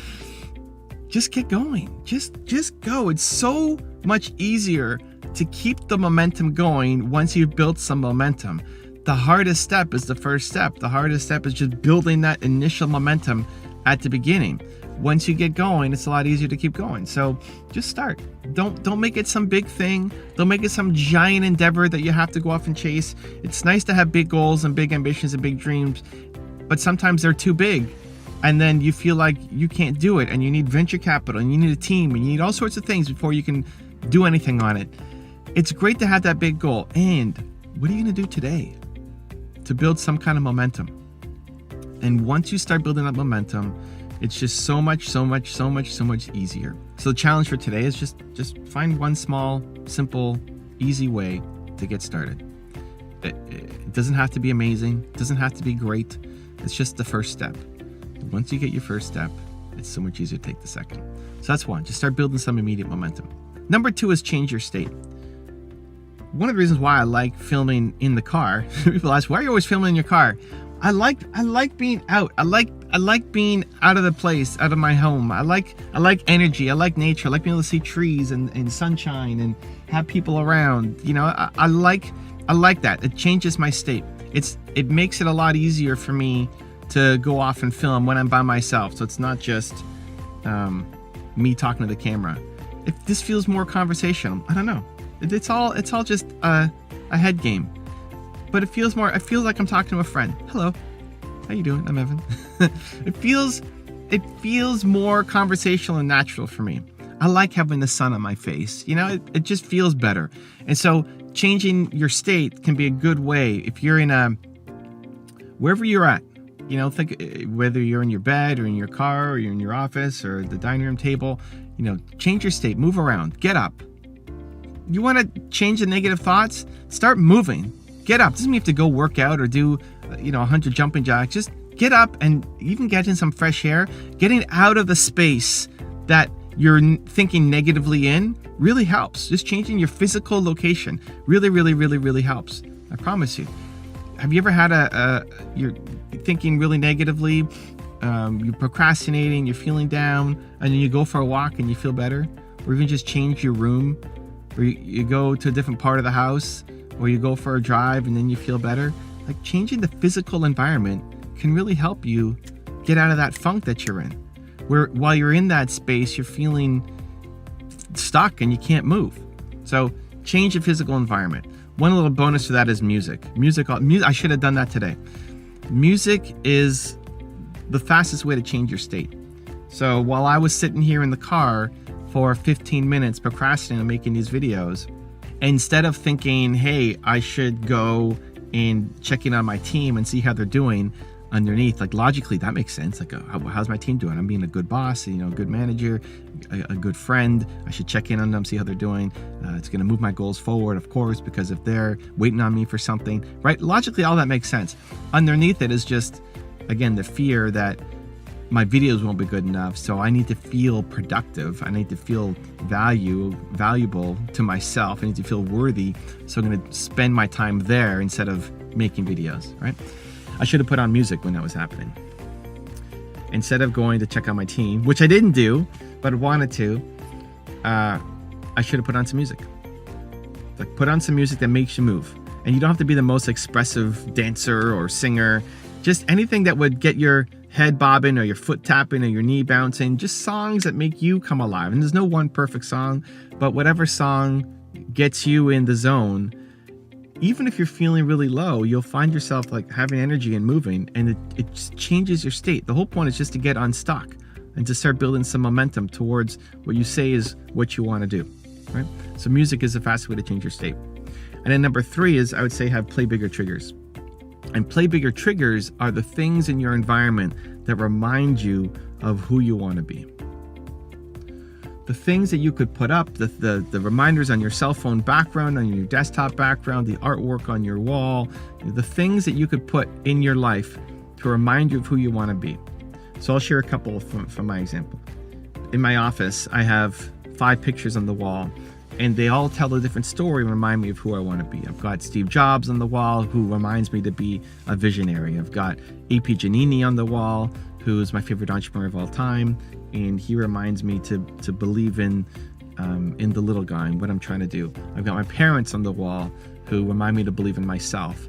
I've got Howard Schultz on the wall, who reminds me to stand for something important. And I've got Kanye on the wall to remind me that the time is now, that I have to go do something now to be the greatest me. And those pictures I picked with intention, and when I walk into my office, they're there and they remind me, and I don't have to do anything. You set it up once and it reminds you of who you want to be. I walk in the office and there's my parents looking back at me and telling me to believe in myself. The clothes that you wear, right? I wear, this is my Believe hoodie. I feel like I'm Batman. I tell myself when I put this on, I'm Batman, I'm a superhero going to work, fighting the crime of lack of belief.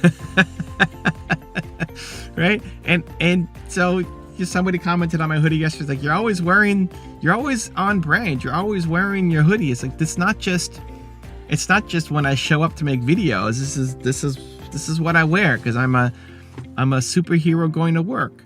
And when I put this on in the morning, it's like I'm Batman going to work, or a police officer going to work. It's like, this is what I do. And I'm a lot more, for me, productive and ambitious and bold when I'm wearing this compared to when I'm in my pajamas. And so it's a conscious choice to say, okay, what do I want to wear? And so the artwork on my wall, the background on my cell phone, the computer screen background, the things that I wear, right? Play bigger triggers. That you ideally just set it up once, and then it reminds you. It's okay, there it is. There's my trigger again. There it is. This is who I want to be. This is who I want to be. This is who I want to be. I'm around the things that make me remember what I'm trying to do. Because your brain will trick you to stay small. Your brain will trick you to stay stuck. Your brain will trick you to say, yeah, you can't do that. And here's all the reasons why. And you believe those reasons. You believe those reasons. Where really, you're just afraid. I'm just afraid. We're afraid that we're not good enough. We're afraid that we're going to be judged. We're afraid of disappointing people. We're afraid of not being loved. We're afraid that we're going to be seen and going to be made fun of. We're just afraid. At the end of the day, you, me, everybody, we're just afraid. That the reason why you're stuck is you're afraid. And so when you can learn to catch those feelings, and when you can learn to uncover those feelings and switch them, say, you know what? I'm going to change my environment. I'm going to change my state. I'm going to change what I'm listening to. I'm going to change what I'm wearing. I'm going to change my mind. And I'm going to go do the thing to start building momentum. Because the only thing you're missing is momentum. The only thing you're missing is momentum. You've got a great heart, a great soul, a great idea. Your idea is worthy. You're doing it for the right reasons. You want to serve. You can do this. You can be in a totally different place in 6 months and 12 months. You can. It's possible. You can. Your mission is worthy and noble and should happen. And you're the one to do it. You're the one to do it. And it's not that you're not good enough, and it's not that you're not capable, and it's not that you can't do it at some point. You just don't have the momentum. You're just missing momentum. And so the next time you feel stuck, procrastinating, not good enough, know that you can do it, and that all you need to do is take that first step. Some businesses are just easier to build and to scale than others. Some businesses have a high growth market, and some of them are slow growth. It doesn't mean that you can't win, but the opportunity is going to be much different. The upside is going to be much different depending on the market that you're going into. I love to say that a successful entrepreneur is one who combines what you love doing with where there's an opportunity. If you love doing it, but there's no opportunity, or it's really small, then you've got a hobby. It can be a really fulfilling hobby, but it's when you love doing it and there's a big opportunity, that's when you start to win. Now, if there's a big opportunity, you don't love doing it, you're not going to win either. You can build an okay business if there's a big opportunity, but you don't like doing it, but only for so long, because then you're going to quit. You're going to hate your life because you're waking up every day and doing work that you don't like doing, and you're going to quit. And this is where a lot of entrepreneurs struggle. They do one of those two things. They try to start a business just around their hobby, what they're passionate about, but there's no market opportunity. They don't know how to tie it into real demand, so they never build a business. It's just a hobby on the weekends and evenings. Or they're just chasing the hot opportunity and they don't care about the business. And so either way, you're going to lose in both those scenarios. You win by doing the work that you love that has a big opportunity upside to you as well. I want to share 2 quick examples that happened to me in the past week that I think could be really relevant and valuable. One was that a dear friend of mine asked me, what social media platforms am I focusing on? And we're talking about Instagram, because he wants to go more hardcore on Instagram, wanted to know what I was doing on Instagram. And I said, you know what, right now I'm not doing much on Instagram. You know, I'm not spending a lot of my effort, my time, my energy on Instagram. I love serving, I love helping, I love getting the message out there. I want to do it in a way that has the biggest potential for impact and reach in the projects I'm working on. So he said, well, where are you spending your effort and energy? Well, YouTube is still number one. YouTube is number one because YouTube is still the best place to get your message across. It has been for the past couple years, and it's only getting bigger. More people are going to YouTube for content, for education. It's only getting bigger. So YouTube is still number one. But then after YouTube, where am I spending most of my time? Twitter and Discord. Discord, I think, is the best place to be for community. And Twitter, it's surprising how much Twitter has picked up. Twitter was one of the first social networks I was on. And I not left it, but kind of ignored it for years. And now it's back. It's back, baby. So I'm spending a lot of my time on Twitter and Discord and, of course, YouTube. And why? Well, because that's where people are. That's where the impact is. That's where you can get your message out. And so I don't care about the platform. I care about reaching people. So you could spend all day long working on Instagram, or you could have spent all day long still if you were working on MySpace, creating your account. Does MySpace still exist? I don't even know. It's just not a big opportunity.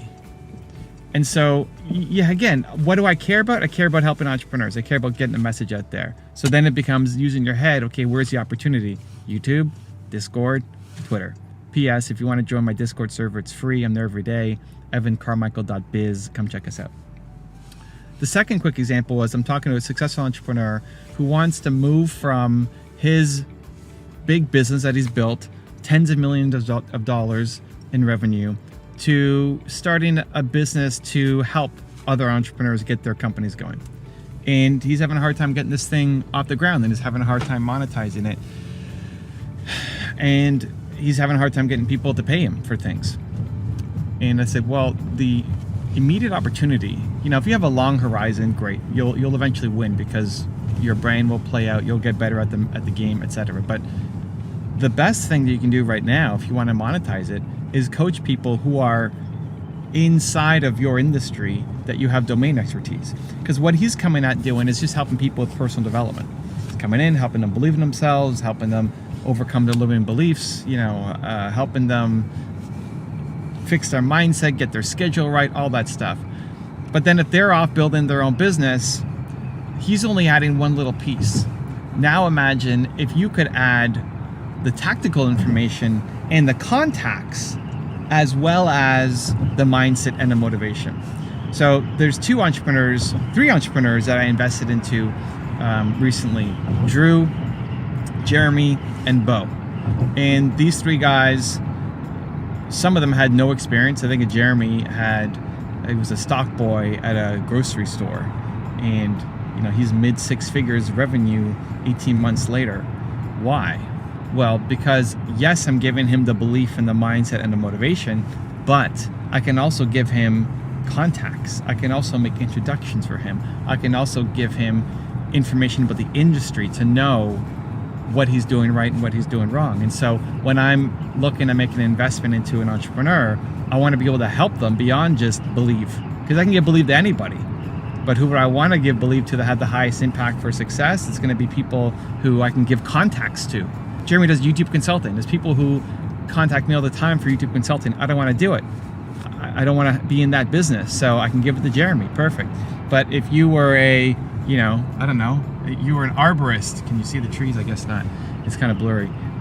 If you're an arborist, I can help you believe in yourself. I can give you some business model ideas, but I can't make contacts or introductions for you. And so you have to be smart about the opportunities you take on. It has to be something that you deeply, deeply, deeply care about. And then inside that, find the opportunity. Because the market is moving, and the market hopefully is getting bigger.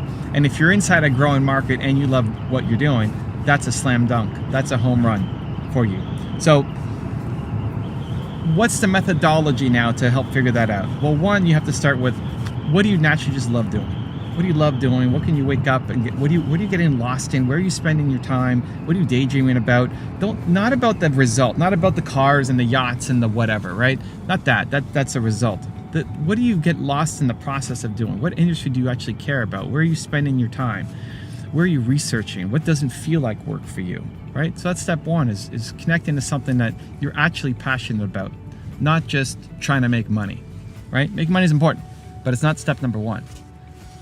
Figure out that idea. Next is, okay, how do we turn that into a market opportunity? Where is the business actually growing that we can connect our talents and our passions to?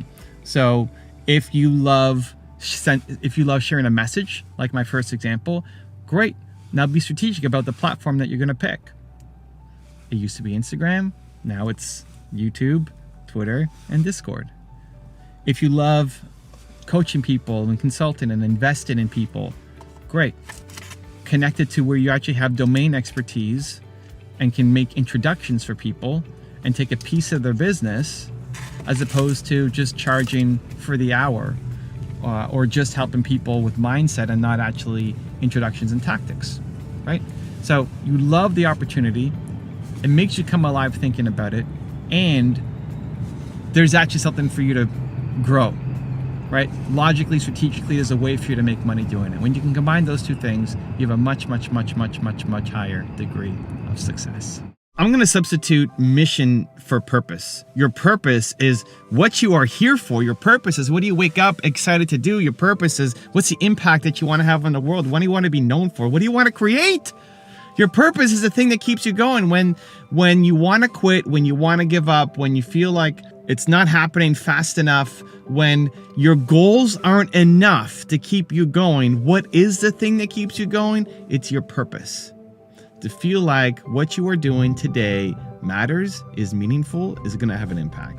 And people have asked me, somebody asked me yesterday, I was doing an IG Live, and somebody asked me, how do you keep going? You're one of the most consistent people I've ever seen in my life. How do you keep going? How do you keep making videos? Well, I feel like it matters. I'm living my purpose. I don't think what I'm doing is that unique, that special. I think everybody can do it. It's within reach for everybody to do it.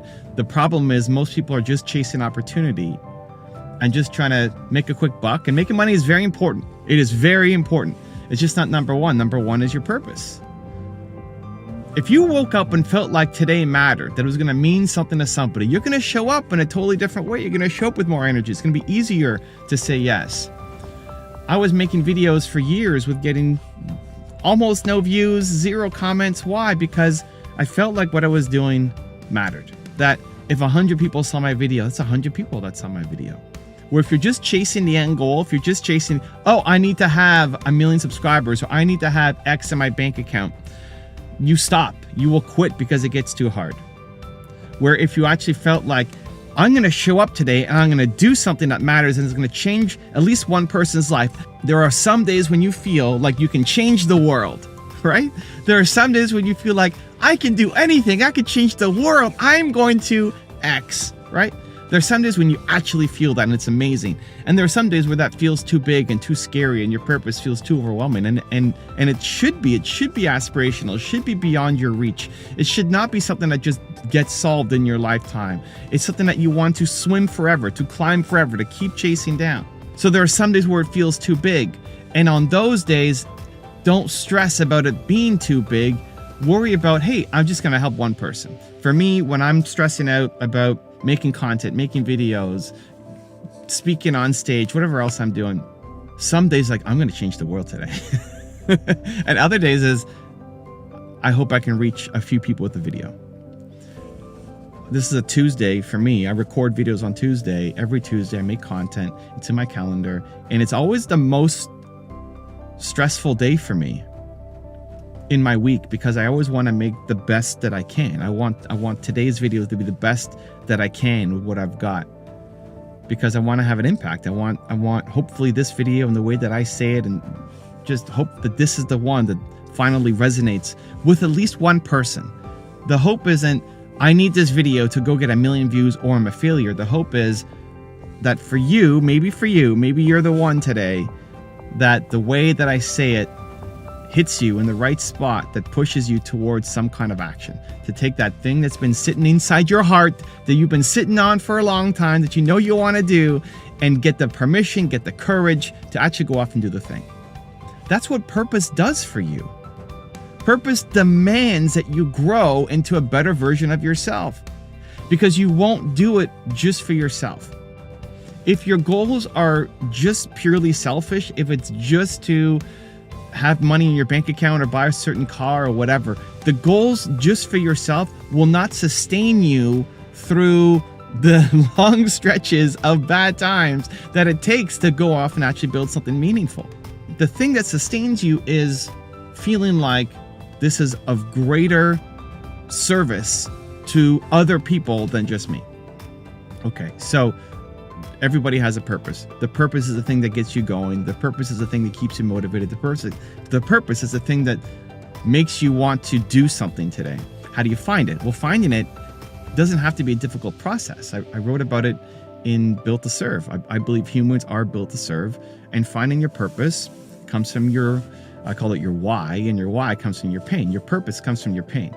Your purpose is not something that changes next year or the year after or the year after. It's not what's my purpose for this year.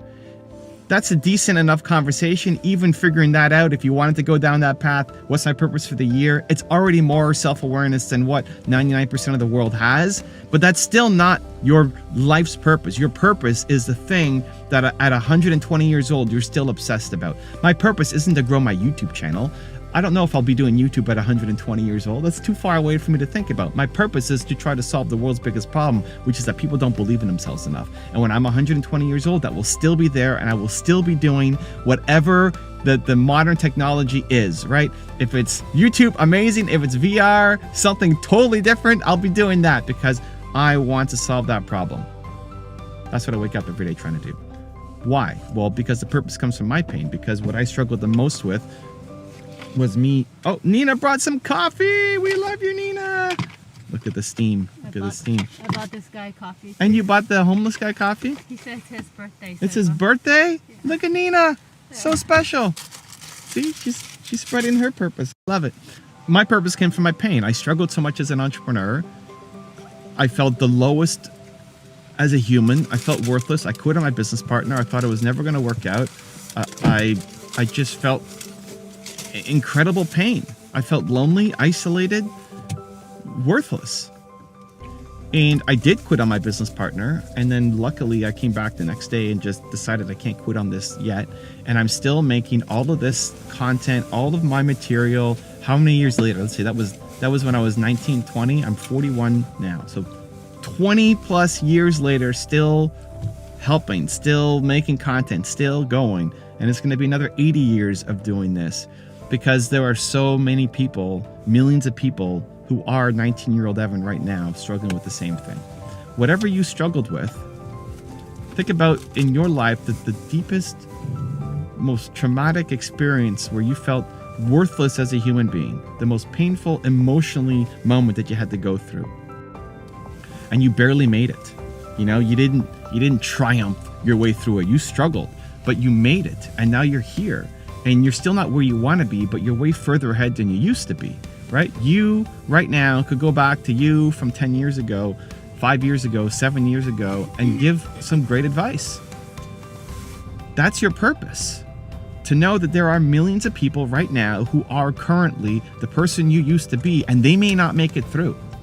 They may not make it through like you did. You had the strength, you had the courage, you had the strategies, you found a way and you made it through. And they may not. And they need you. They need your voice, they need your hope, they need your inspiration, they need your message. They need you in a way that they won't listen to me. They won't listen to Tom Bilyeu or Tony Robbins. They won't listen because they don't connect to us, but they will connect to you because you are like them. So it doesn't have to take you years to figure out your purpose. You don't have to go to a retreat. You don't have to go meditate on a mountain. You don't have to hire a fancy business coach. You don't have to do any of that. You already know it. You go back to the most painful moment in your life where you felt worthless as a human being, and then just deeply connect to that and feel and know that there are many people out there right now who are that right now, and they have no hope and no guidance and no leadership and no wisdom, and they feel stuck, and they feel alone, they feel afraid, they feel ashamed, they're not reaching out, they're not asking for help, and they're going and they're searching, they're going to YouTube, they're going to YouTube, they're going to YouTube, they're going to YouTube. How many times do I have to say that? They're going to Google, they're going to Twitter, they're going to Facebook, they're searching for help, for answers. You could be the one that shows up. And if you actually felt that on some days you could change the world, and on some days you could change one person's life, if you actually felt that, you will show up completely differently. Finding your purpose and living it is the thing that gives you the motivation, the strength, the confidence to show up one more day and keep going. Standing up has changed my life. Not just standing up for myself and standing up for what I believe in, and the standing up, what is it? It's not metaphysical, the theoretical, I don't know. But actually standing up, like the physical standing up. Going from sitting down, like I am right now in my car, but to standing up has changed my life. Stand-up desks are now a huge trend and a huge boost, and I would definitely recommend checking some of those out. But when I first started standing up was probably, I don't know, maybe 20 years ago, 15 years ago. I just found that when I was on the phone and talking, see, this is how it started. So I'm actually now on my office is a trampoline. So I'm on a stand-up trampoline desk. I had to raise my desk 10 inches so that the trampoline could be underneath it. And I get 20 to 40,000 jumps a day on my trampoline. I went through 3 trampolines last year because they broke, because most are not designed to be jumped on that often. But trampolining while working might be a stretch for most people right now. If you ever see me and I'm doing an interview and I'm on my main computer, you might see me doing little micro bounces, and I'm trying to control it, like holding onto the desk, like don't bounce, because it can be annoying to watch on an interview.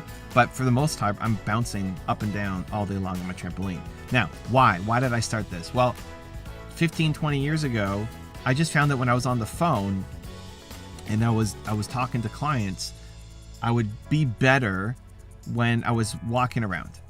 I don't know if it's a nervous energy or what, but when I sat down, it was less energetic, less like, let's go do this thing. And when I stood up, it was just, I had more energy. You could test for yourself. Do you have more energy when you're standing up or when you're sitting down?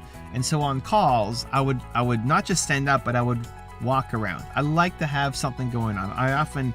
People comment on some of my videos where I fidget with my ring. So my ring, whenever I'm thinking, I don't like to be meditative and still. I like to have something going on. So I'm often fidgeting with my ring, or you might see my ears move up and down every now and then when I'm thinking. I like walking around, just having something going. It helps me think and process better. And so that was the starting point, was just, okay, cordless phone and walk around. Then I discovered a stand-up desk. I forget who it was. It might have been Tim Ferriss. Again, way back in the day. And the test was not a full-on stand-up desk, because those barely existed. But I took my bookcase and I cleared off all the books in the bookcase, and I found the shelf that was the kind of the best height to put my laptop on, and I just tried standing there. And I think this is a good life hack, not just for standing up or not, but just in general. If you want to try something, don't go off and buy the most expensive thing and wait 3 weeks for it to be delivered. Just go try something right now. So if you want to try stand-up desks, don't go buy a stand-up desk. Don't do that. That's the worst thing you can do. Don't spend a ton of money on a stand-up desk and then wait 3 weeks for it to be delivered to you. Just take a bookcase or take some boxes and put it at the right height and see how it feels. You want to start a YouTube channel? Perfect. Don't go researching and spend weeks buying the gear and the lights and the cameras and all that stuff. And most of the stuff in these little experiments end up failing, and now you bought all this gear that's just sitting in your garage, your closet or your mom's basement. The best thing to do is just start. Find a small way to just get started. And so I stood up at my bookcase, and the first day I didn't last very long. 20 minutes, 40 minutes, it didn't last very long. When you're not used to standing up, it's really hard. It's like, I need to sit down. And after that first 20 or 40 minutes, I got tired and I had to sit down because my body wasn't used to it. But while I was standing up, it's like, I really like this. This is cool. I have more energy in just answering emails and whatever else I was doing at the time. I had more energy. So I'm going to try it again. And that 20 minutes became 30 minutes, became 40, became 2 hours, became 4 hours, became 6 hours, to the point where it's like I could just stand up all day long. It became weird when people came over to my office because there were no chairs to sit down at. So when we're doing a meeting, I'm standing up, and so they were standing up because there were no chairs, and it felt awkward to have one person standing, one person sitting. And then they start getting tired because after 20 minutes of standing up, they got tired. So I had to bring chairs back into my office to host meetings, and but that was the process. That was the starting point, and it turned out to have all sorts of positive health benefits. And I had foot issues. I had the things that you put in your shoes. What are they called? Not implants. Customized soles, whatever. I was going to in my 20s. I was going to a chiropractor almost every week because my back was a mess. My knees were achy and cracking every time I was walking. Like, my body seemed to be falling apart in my 20s. I'm now 42 in May. I'm 42, and my body is in better condition than I was in my 20s, because I think a big factor is because I'm on a trampoline all day long. Instead of sitting all day long with terrible posture and my body falling apart, now I'm jumping on a trampoline all day long. It's easy on my joints, my body. I'm happy. I have more energy, and as a result, I'm healthier.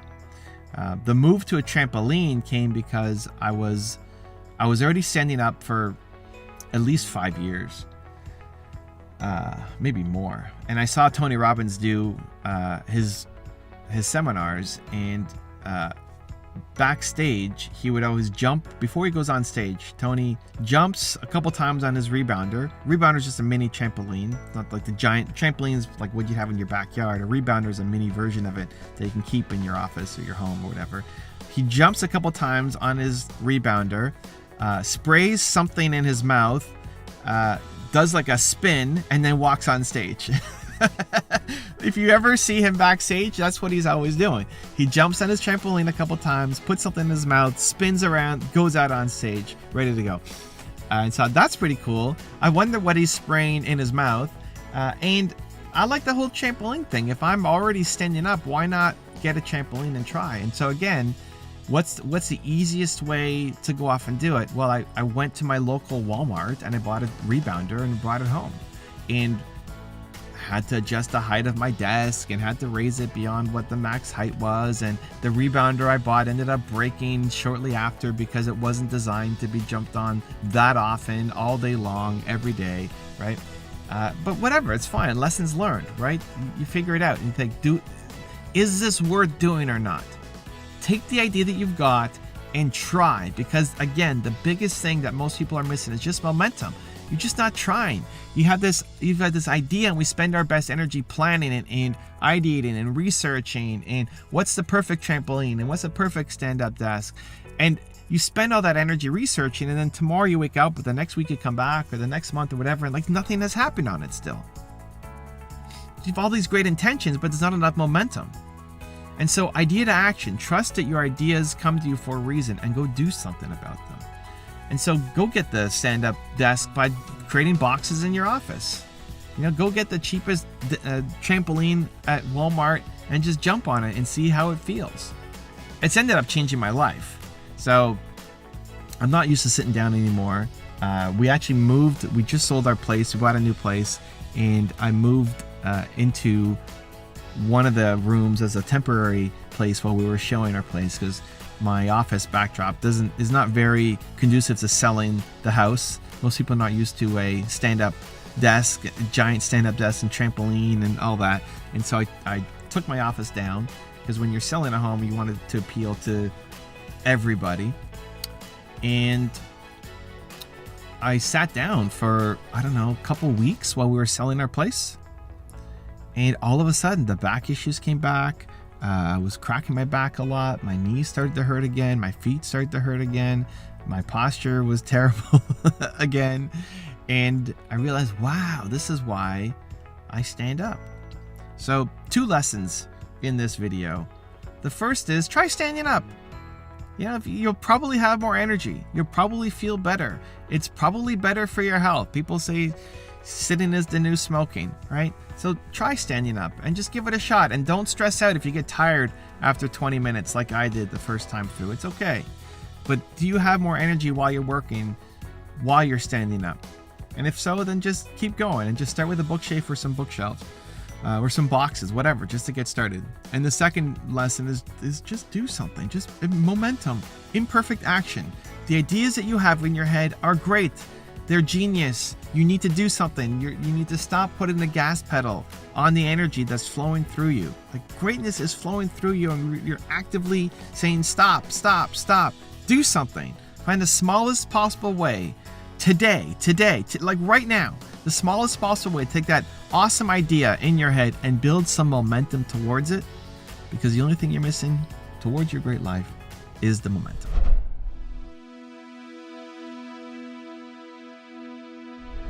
Because you made it this far in a video, I want to celebrate you. Most people start and don't finish. Most people never actually follow through. Most people say they want something, but they don't ever do the work to actually get it. But you are different. You are special. Believe Nation, you made it here all the way to the end, and I love you. So as a special celebration, if you put a hashtag believe down in the comments below on this video, I will showcase you and celebrate you somewhere on the screen in a future video, because you are awesome. For 10 more amazing rules from Gary Vaynerchuk, check the video right there next to me. I think you'll love it. Continue to believe, and I'll see you there. When I used hustle, you've got to give effort. It didn't mean get yourself into depression and don't sleep and use drugs to cope. That's not how I define it. That is how the world defines it. I am thrilled to adjust my word.